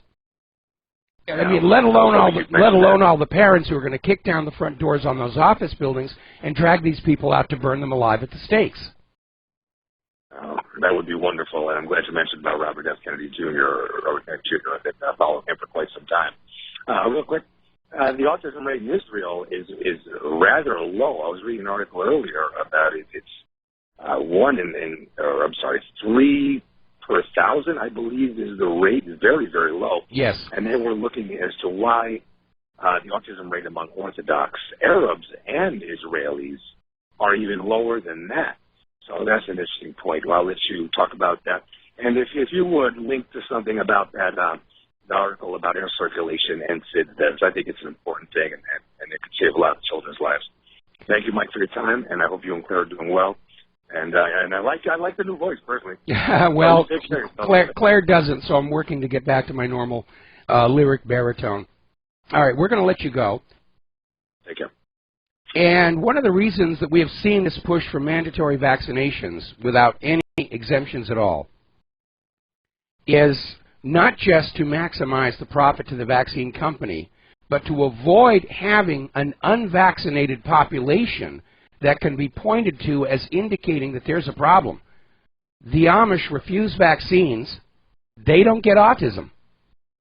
There's been one documented case of autism in an Amish child that the pro-vaccine people were out there saying, see, there's nothing, but the vaccine, they still get autism and everything. Turned out that child had been adopted by an Amish family and had had the mandatory vaccines before the adoption. So that's the whole idea, is to get everybody on the vaccines, and then there's no unvaccinated population that can be used to draw a comparison. And it's all driven by that money, $30 billion a year. We're going to do a quick shout out to our on-air affiliates who are just now rejoining our network here. And we're going to take another phone call. Mark in California, aloha. Welcome to the show. What's on your mind? Mike. Yes. Can you hear me? I can. First of all, I want to dispense with the pleasantries. I've been listening to your show for a couple of years now, usually a day behind because I watch it on YouTube, courtesy of Ron Gibson. Okay. forgive me if I'm a little bit starstruck, because talking to you, sir, is like talking to, I mean, you're like the Jimi Hendrix of truth to me. You know, this is like, you're Bruce Lee to me, sir. So I'm a little nervous, but I really, really appreciate what you do. You're going to turn my head. You're going to turn me into an egomaniac if you keep up that nonsense. And yeah, I doubt you can be an egomaniac with all you. Oh yes, I can. Oh yes, I can. All he needs is a little encouragement, and I'll be right up there. I'm the one that wrote you and said I don't know about the resemblance between you and Dwayne Johnson. Oh yeah. Kind of more as an Orson Welles. I didn't think you'd read it because I know you're under the weather. Okay. Well, I'm a little behind in the email. I get hundreds of emails every day, and I do try and read them all. I'm sure. Well, you'll recognize it when you get it. I'm from your home. I'm in your hometown. Well, not your hometown, but I'm in California. Okay. And so, I accept everybody's condolences. But real quick, the phrase "buttercups and snowflakes," I don't want any of the conservatives out there to take this phrase lightly, because they are a very dangerous bunch. They may be sheltered people who get their feelings hurt by words, and the rainbow hair people and all of that on the left. But at the same time, whether they know it or not, they have a militarized set of allies, whether that be the radical feminists who would have voted for Hillary, even if they saw Hillary committing murder with their own eyes, they would vote for her just because allegedly she has certain parts of her anatomy that would make her a female. Yep. Or in my case, I'm black.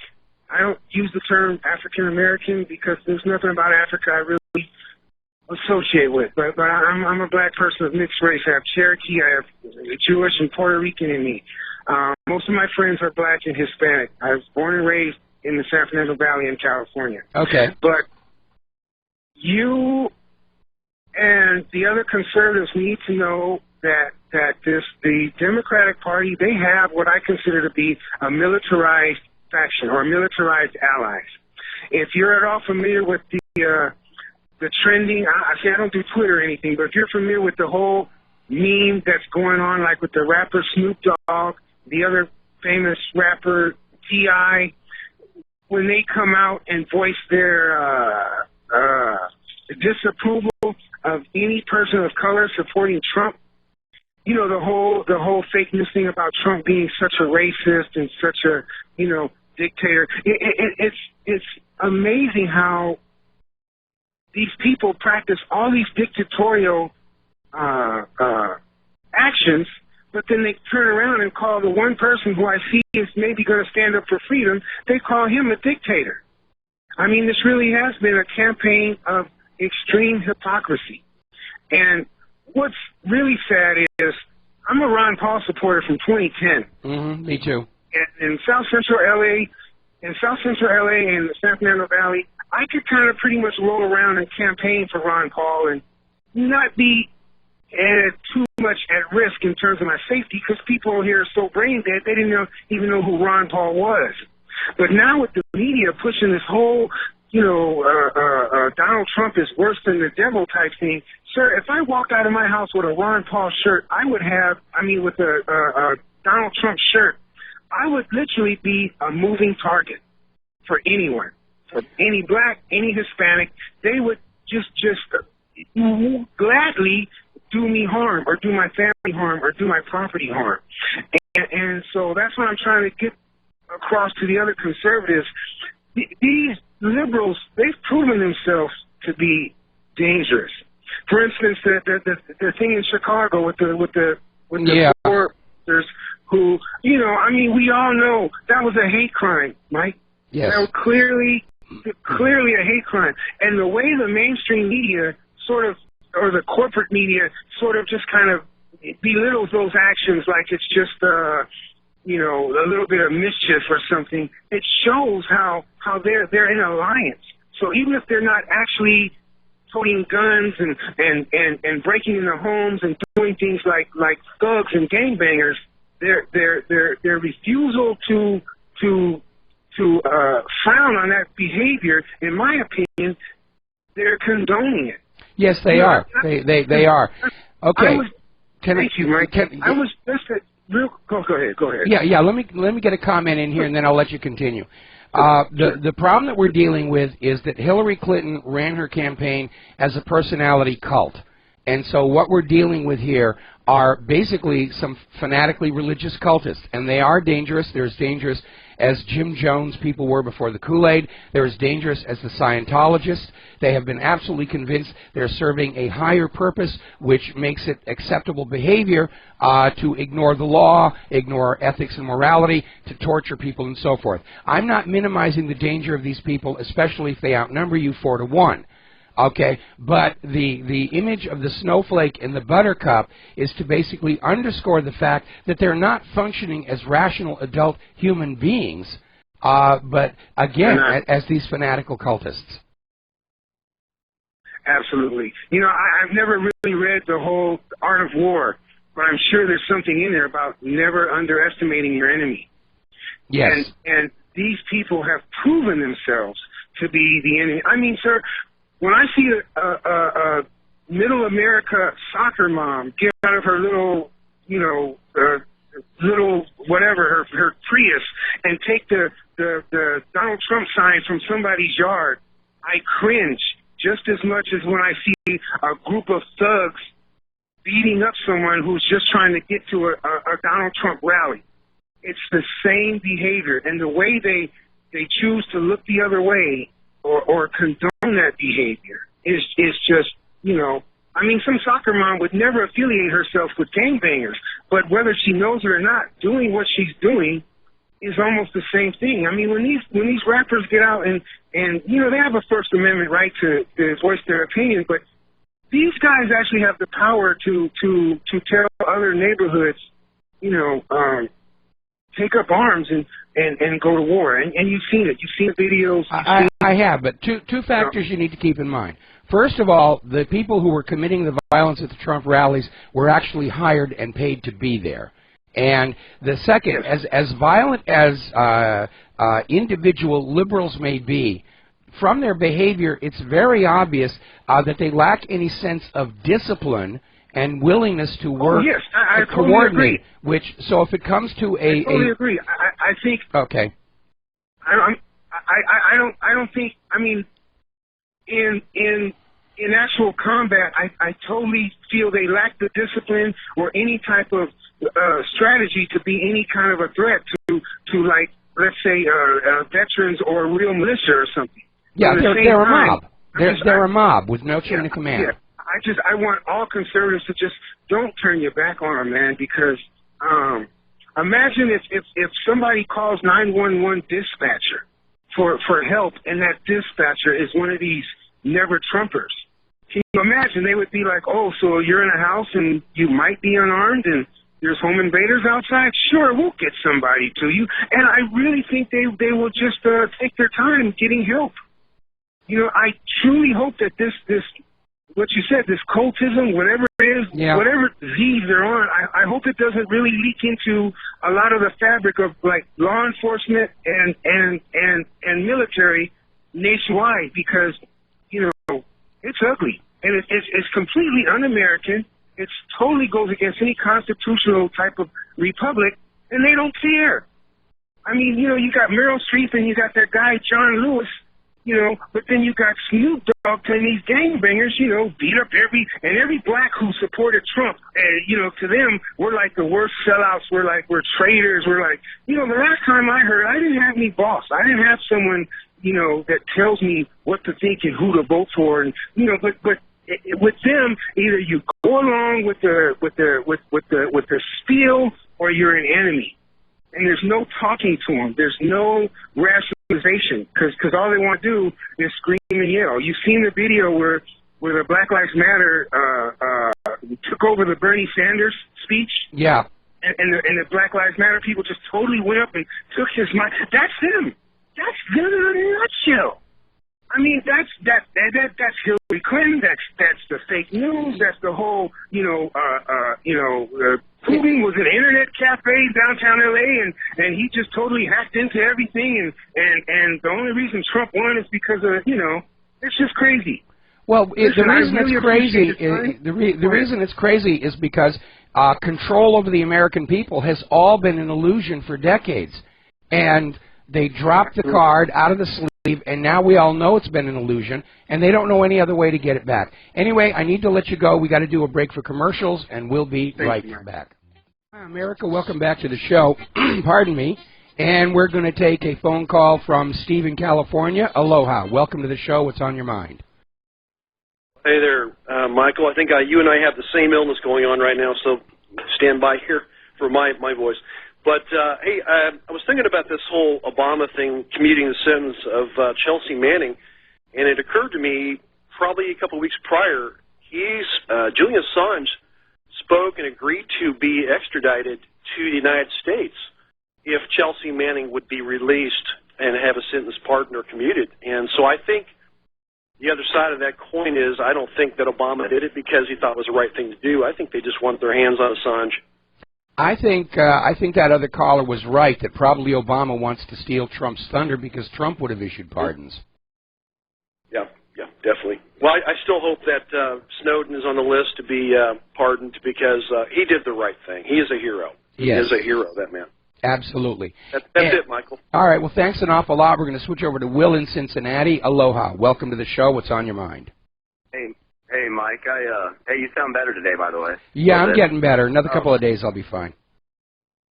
Going away at it. A quick comment on that topic you were just on. Not only to steal Trump's thunder, but to give it a headline to draw our attention away from all the other commutes, which we really don't know much about. Well, most of them are drug dealers.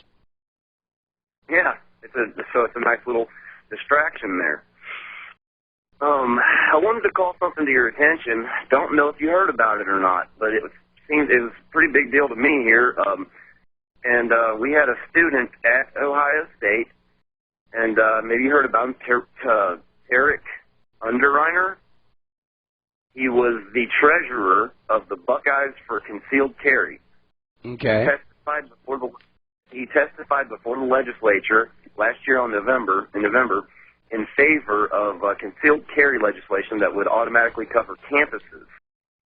And he was found gunned down. He was the first official homicide in Columbus in 2017. And the police have made a statement. They said that the investigators do not think the shooting was random in nature. Okay, there's a lot of wet work going on right now. Unfortunately, a lot of people dying under questionable circumstances. There was that reporter who'd gone public on Russia Today saying that he was forced by corporate management of the media to run propaganda stories for the government under his name and byline. And he supposedly died of a heart attack, but one of the things that was revealed by the Church Committee hearings back in the 1975 is the CIA actually has a gun that can induce a heart attack. And, they're real James Bond over there, only they're not good guys.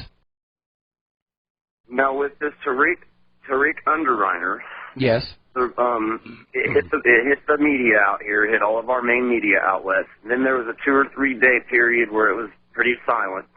And then, like I said, 2 or 3 days later, they came across with a one-line mention of it, and they said, authorities do believe it's possible that this was drug-related.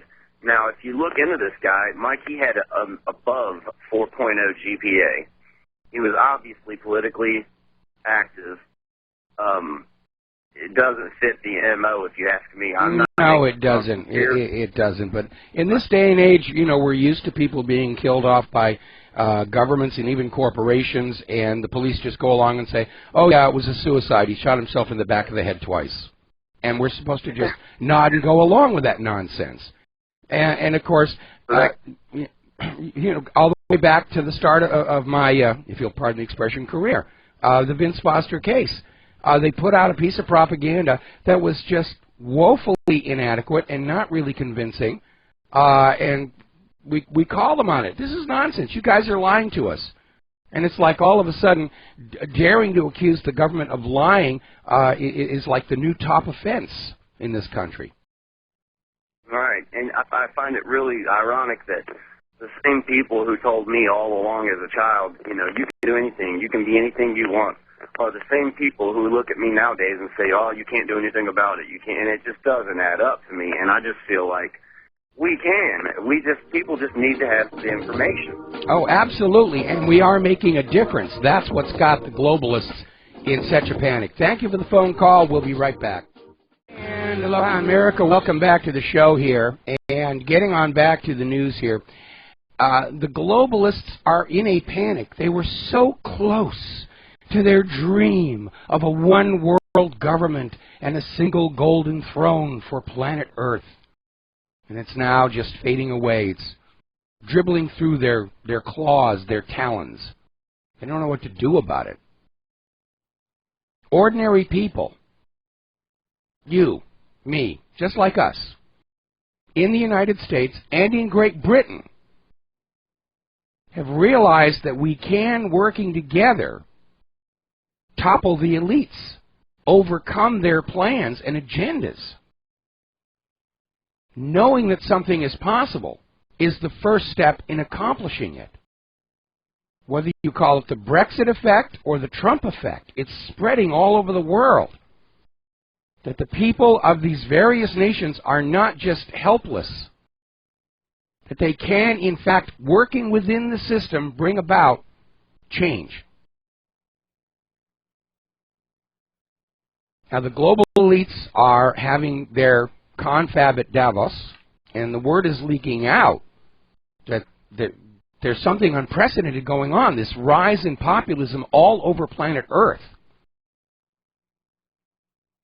And they're admitting they can't stop it. They don't know what to do. They worked so long and so hard to convince us all that we were part of a single global family and we should have a single global government and spend our lives in permanent debt servitude to a single global bank. And now it's all coming apart. It's all coming apart.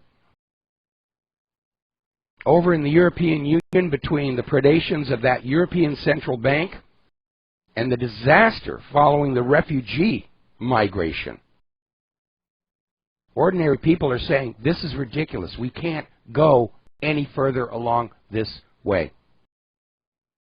And it's rather amusing to hear all of these globalist leaders and the corporate media talk about populism as if it's a dirty word. Oh, you're a populist. They reserve the same venom they used to use for communists. Oh, you must be a commie. You must be a populist. There's nothing wrong with populism. Populism is at the core of democracy itself. That we, the people, can look at a proposal by a politician or a government and say either we agree or we disagree. That's what populism is supposed to be. And the globalists and the elites tried to pull a fast one on us. They tried to establish a single global fascist economic dictatorship and sneak it past us on this idea that as long as we believed we still had elections and still believed we had control, that we would just go along with the fact that we were being forced to be ever more dependent on the banks, on pharmaceutical corporations, on giant food corporations, that bit by bit our options and our choices and our right to be self-sufficient were being taken away. But it's all for a good reason. God save Mother Earth. Apparently over in Davos, they're so concerned about video of their goings-on leaking out that in addition to the snipers on the rooftops over there, now they've got anti-drone guns. If anybody flies a drone in to take a video or picture of what's going on inside Davos, it will be shot down. Now, of course, if you shoot down a government drone, you're going to go to jail here. And by the way, the same thing is going on over at the Dakota Access Pipeline. The police there now have these anti-drone missile launchers because they don't want any more videos and photos coming out of the Dakota Access Pipeline protests because it makes the corporations look bad. It makes the police look bad. And now it's the National Guard. They're going to be bringing them in to deal with those pesky protesters who think that they should be entitled to safe drinking water without buying it from Nestle. So they're going to shoot down any drones that are there trying to document what is being done over there. Story coming out of government slaves. Apparently schools are now offering safe spaces to combat toxic masculinity. Masculinity has now been declared a toxin in our society. If you're masculine, oh, there's something wrong with you. I'm sure the pharmaceutical corporations have a pill. Feeling too masculine? Take this little tablet, and you'll be a sissy by morning. This is not what schools are supposed to be about. Schools are supposed to be about giving our kids the skills needed to compete in a modern, global, technological marketplace. Donald Trump has a major problem in bringing manufacturing back to our country. We don't have a young workforce skilled and trained in what they need to know to work in a modern manufacturing environment. How can you build a car or an airplane with a workforce composed of art history majors? You can't. Now they're out there saying masculinity is toxic, it's evil, it's bad. When did somebody declare open season on us white heterosexual males? Why is it okay to demonize us all of a sudden? We didn't actually do all those things that they're saying we did. I've never personally owned a slave. In fact, my ancestors ran a station on the Underground Railroad. Why are they all targeting me? Because every rising tyrant needs a scapegoat group. For Hitler, it was the Jews. For previous presidential administrations, it was the Muslims. But now the Muslims are our friends because they're helping with globalism. So the scapegoat group is now the straight white male. All the problems are on them. And we're seeing the same kind of dangerous rhetoric about straight white males today that we saw in the German press in the years leading to World War II. Oh, genocide would be good. If we get rid of them, all of our problems will be solved. We've seen all this before.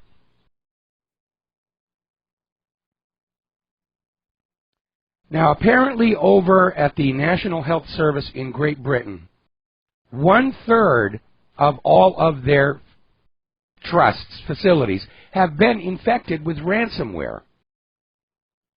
The one at the Imperial College Healthcare in London was hit with 19 attacks in just 12 months. Now, the National Health Service is already run deeply in the red.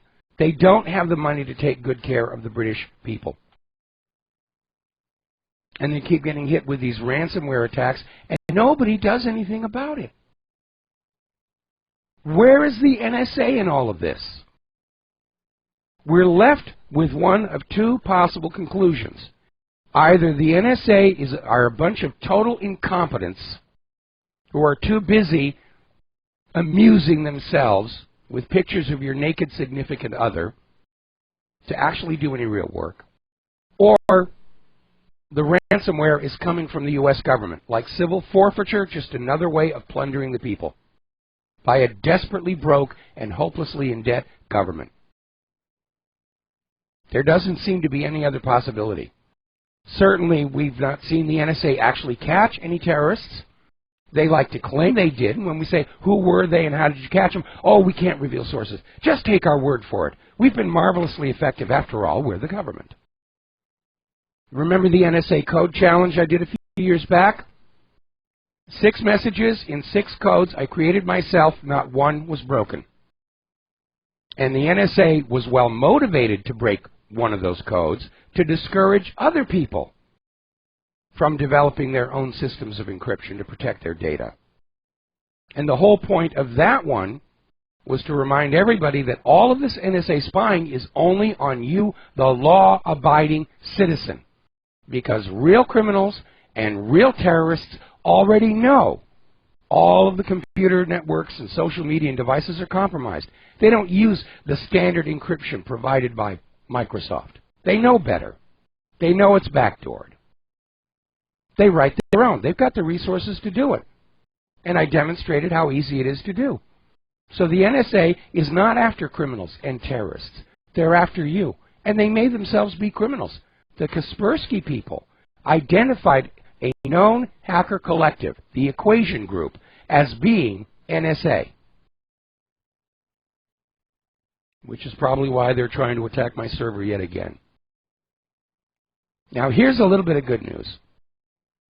Trump's choice for the head of Department of Energy is vowing to end the global warming scam. And it is. We've got another hard winter coming on, just harsh winter after harsh winter, all the way back to 2000 when the carbon Nazis were proclaiming snowfalls are now a thing of the past. And the corporate media is still out there saying, oh, the sea levels are rising, the polar bears are drowning, you've got to believe us, we're the real news, ignore all that snow and ice in front of your own eyes. You don't know what you're looking at. You're too stupid to recognize snow and ice. It's actually white lumpy rain. Still desperate to maintain that illusion. Now, yesterday we talked about a group of CDC insiders called the Spider Group, who had written an open letter to the head of the CDC saying the CDC is just been totally corrupted top to bottom. That bogus autism vaccine report was just the tip of the iceberg. And so over at John Rappaport's website, he wrote a reply back saying that there are 3 notable CDC frauds that should be looked at, and hopefully will be looked at under the Trump administration. One was the swine flu fraud. From back in 2009, we talked about that, the when pigs fly flu, oh, it's a pandemic, it's going to wipe off the earth, you've got to buy Tamiflu. And then it turned out that the 2009 flu was less serious than the normal seasonal flu, and the Tamiflu was no more effective against it than ordinary over-the-counter acetaminophen. Then there's another story where the CDC itself is buying massive amounts of vaccines and at the same time heads up research on the safety of those vaccines. It's a monumental conflict of interest that should not be allowed to happen. And then finally, the revelation that the CDC reports on the number of flu deaths in the United States is greatly inflated in order to scare everybody into getting that flu shot. And apparently the British Medical Journal published a report by Peter Doshi basically saying that a lot of the deaths included under flu deaths were not from the flu. A lot of people are being diagnosed as suffering from the flu. They're suffering from something else. But they need to run the numbers up because flu vaccines are big business. I mean, you can't even go to the local pharmacy. There's a sign at the door, get the flu shot while you're shopping. Ain't getting near me with that needle. No way, Jose. Now, as I mentioned earlier in the show, Donald Trump has asked Robert Kennedy Jr., a well-known vaccine critic, to serve as head of a commission into vaccine safety. And Robert Kennedy has now accepted. And we're already seeing the vaccine stocks take a hit. And if you have not already seen it, I highly recommend you get the documentary Vaxxed. I just bought another copy because I keep finding people to give these things away to. But it's Vaxxed, and you need to watch it. There are a lot of other documentaries and websites out there. This is a gigantic scam. And it's all about making money. It's all about selling medicines to perfectly healthy people who don't really need them. And not only are they not effective, some of them are harmful. But as long as our current system allows vaccine makers to put out dangerous products and not suffer any consequence for it, they're going to go on doing it.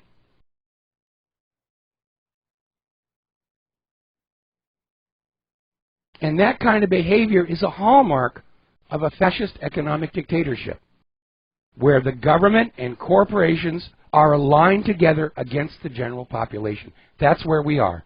When corporations are allowed to sell dangerous products when the government orders you to buy them, that's fascism. Now, Gene Cernan, who was the last man to walk on the moon, has passed away, age 82. He had a good run. And it almost feels like the end of an era as those first astronauts are all starting to leave us. It's kind of a reminder of how old those of us who were there are getting. And there's a bummer on there. That's going to cool your enthusiasm for the day. Got an interesting article from naturalblaze.com, and it's pointing out, we've been talking about body pH and how optimal human pH is between 7.35 and 7.45, which is why I drink these high pH waters. And it's asking the question, why does the legal safety requirements for water in the Safe Drinking Water Act mandate a pH of 7.0? In other words, slightly acidic, knowing that slight acidity contributes to chronic health problems, heart disease, diabetes. Why not mandate a 7.4 pH for public drinking water? Why make it acidic? Well, certainly going to help the medical industrial complex, isn't it? And we already know that the government isn't all that interested in safe drinking water anyway. Ever since the Flint water scandal broke, more and more people are testing their tap water and discovering it's in deplorable shape. Our country is literally rotting away from the greed of those people up there at the top. And that's not the United States of America the Founding Fathers wanted. We're not the greatest nation on earth anymore. We haven't been for quite some time. We can be again, but it's going to take a lot of work and probably more than a few tarrings and featherings along the way. We're going to take a break. We'll be back with the last segment of our program after these few words. And aloha, America. Welcome back to the show here. I'm watching on Fox News, and they're going on about these 50 Democrats who are going to boycott the Trump inauguration. Do these individuals not realize how badly they look when they behave like this? Like a bunch of spoiled children throwing tantrums because they didn't get what they wanted? Do you think Trump is going to care they don't show up? That he's going to stand up there and say, I refuse to take the oath of office until all the Democrats are here? That's ridiculous. It's just more pathetic grandstanding. And the Democrats and the liberals in general are doing incredible damage to their public image with all of this childish behavior, especially if it goes to violence over the weekend. The perception of the American people, the perception of the world, is going to be a bunch of sore losers are trying to stage a coup d'etat. All of this stuff they're talking about ads to get people to commit acts of violence, that's incitement. These people ought to be thrown in prison. And what's really amazing, remember during the campaign when they were trying to put Donald Trump on the spot, would you gracefully accept the results of the election? And here we are with the results of the election not being what Hillary and the liberals wanted, and they're out there screaming, it's okay for us to riot. It's okay for us to throw butyric acid into the party. It's okay for us to behave like spoiled children because we're liberals and we're above the law. We're allowed to act like this because we serve a higher and more noble purpose. They really are acting like a personality cult. Almost makes me wish I had the Kool-Aid franchise for Pennsylvania Avenue. Apparently George Galloway has taken issue with this BBC's mockumentary on the link between Donald Trump and the Kremlin. And he says basically it comes across like an Austin Powers film in terms of its believability and credibility. But then again, BBC, which has its own problem with its top stars sexually molesting children and being covered up by the BBC. And always remember, BBC was the news network, one of 3 or 4, but the one we got it on video. BBC reported on the collapse of World Trade Center Building Number 7 more than 20 minutes before it actually happened. Video of the BBC's presenter standing in front of a window overlooking the World Trade Center, reporting on how the Solomon Brothers building number 7 has just collapsed and it's still standing behind her, proving they were working off of a script. And so now BBC is out there trying to sell this idea that Donald Trump is a tool of the Kremlin. How dare we have a Russian stooge running the United States of America when everybody knows that the United States is supposed to be run by the Israeli stooges. It really is ridiculous. And I, for one, am looking forward to seeing these giant media conglomerates start to tear apart. There's the music. Time for me to get out of here. We'll be back tomorrow here on the Republic Broadcasting Network. Please share what you learn here with everybody. Go gently, go slowly. Do not trigger their defensive reflexes. We'll be back tomorrow. Aloha, America.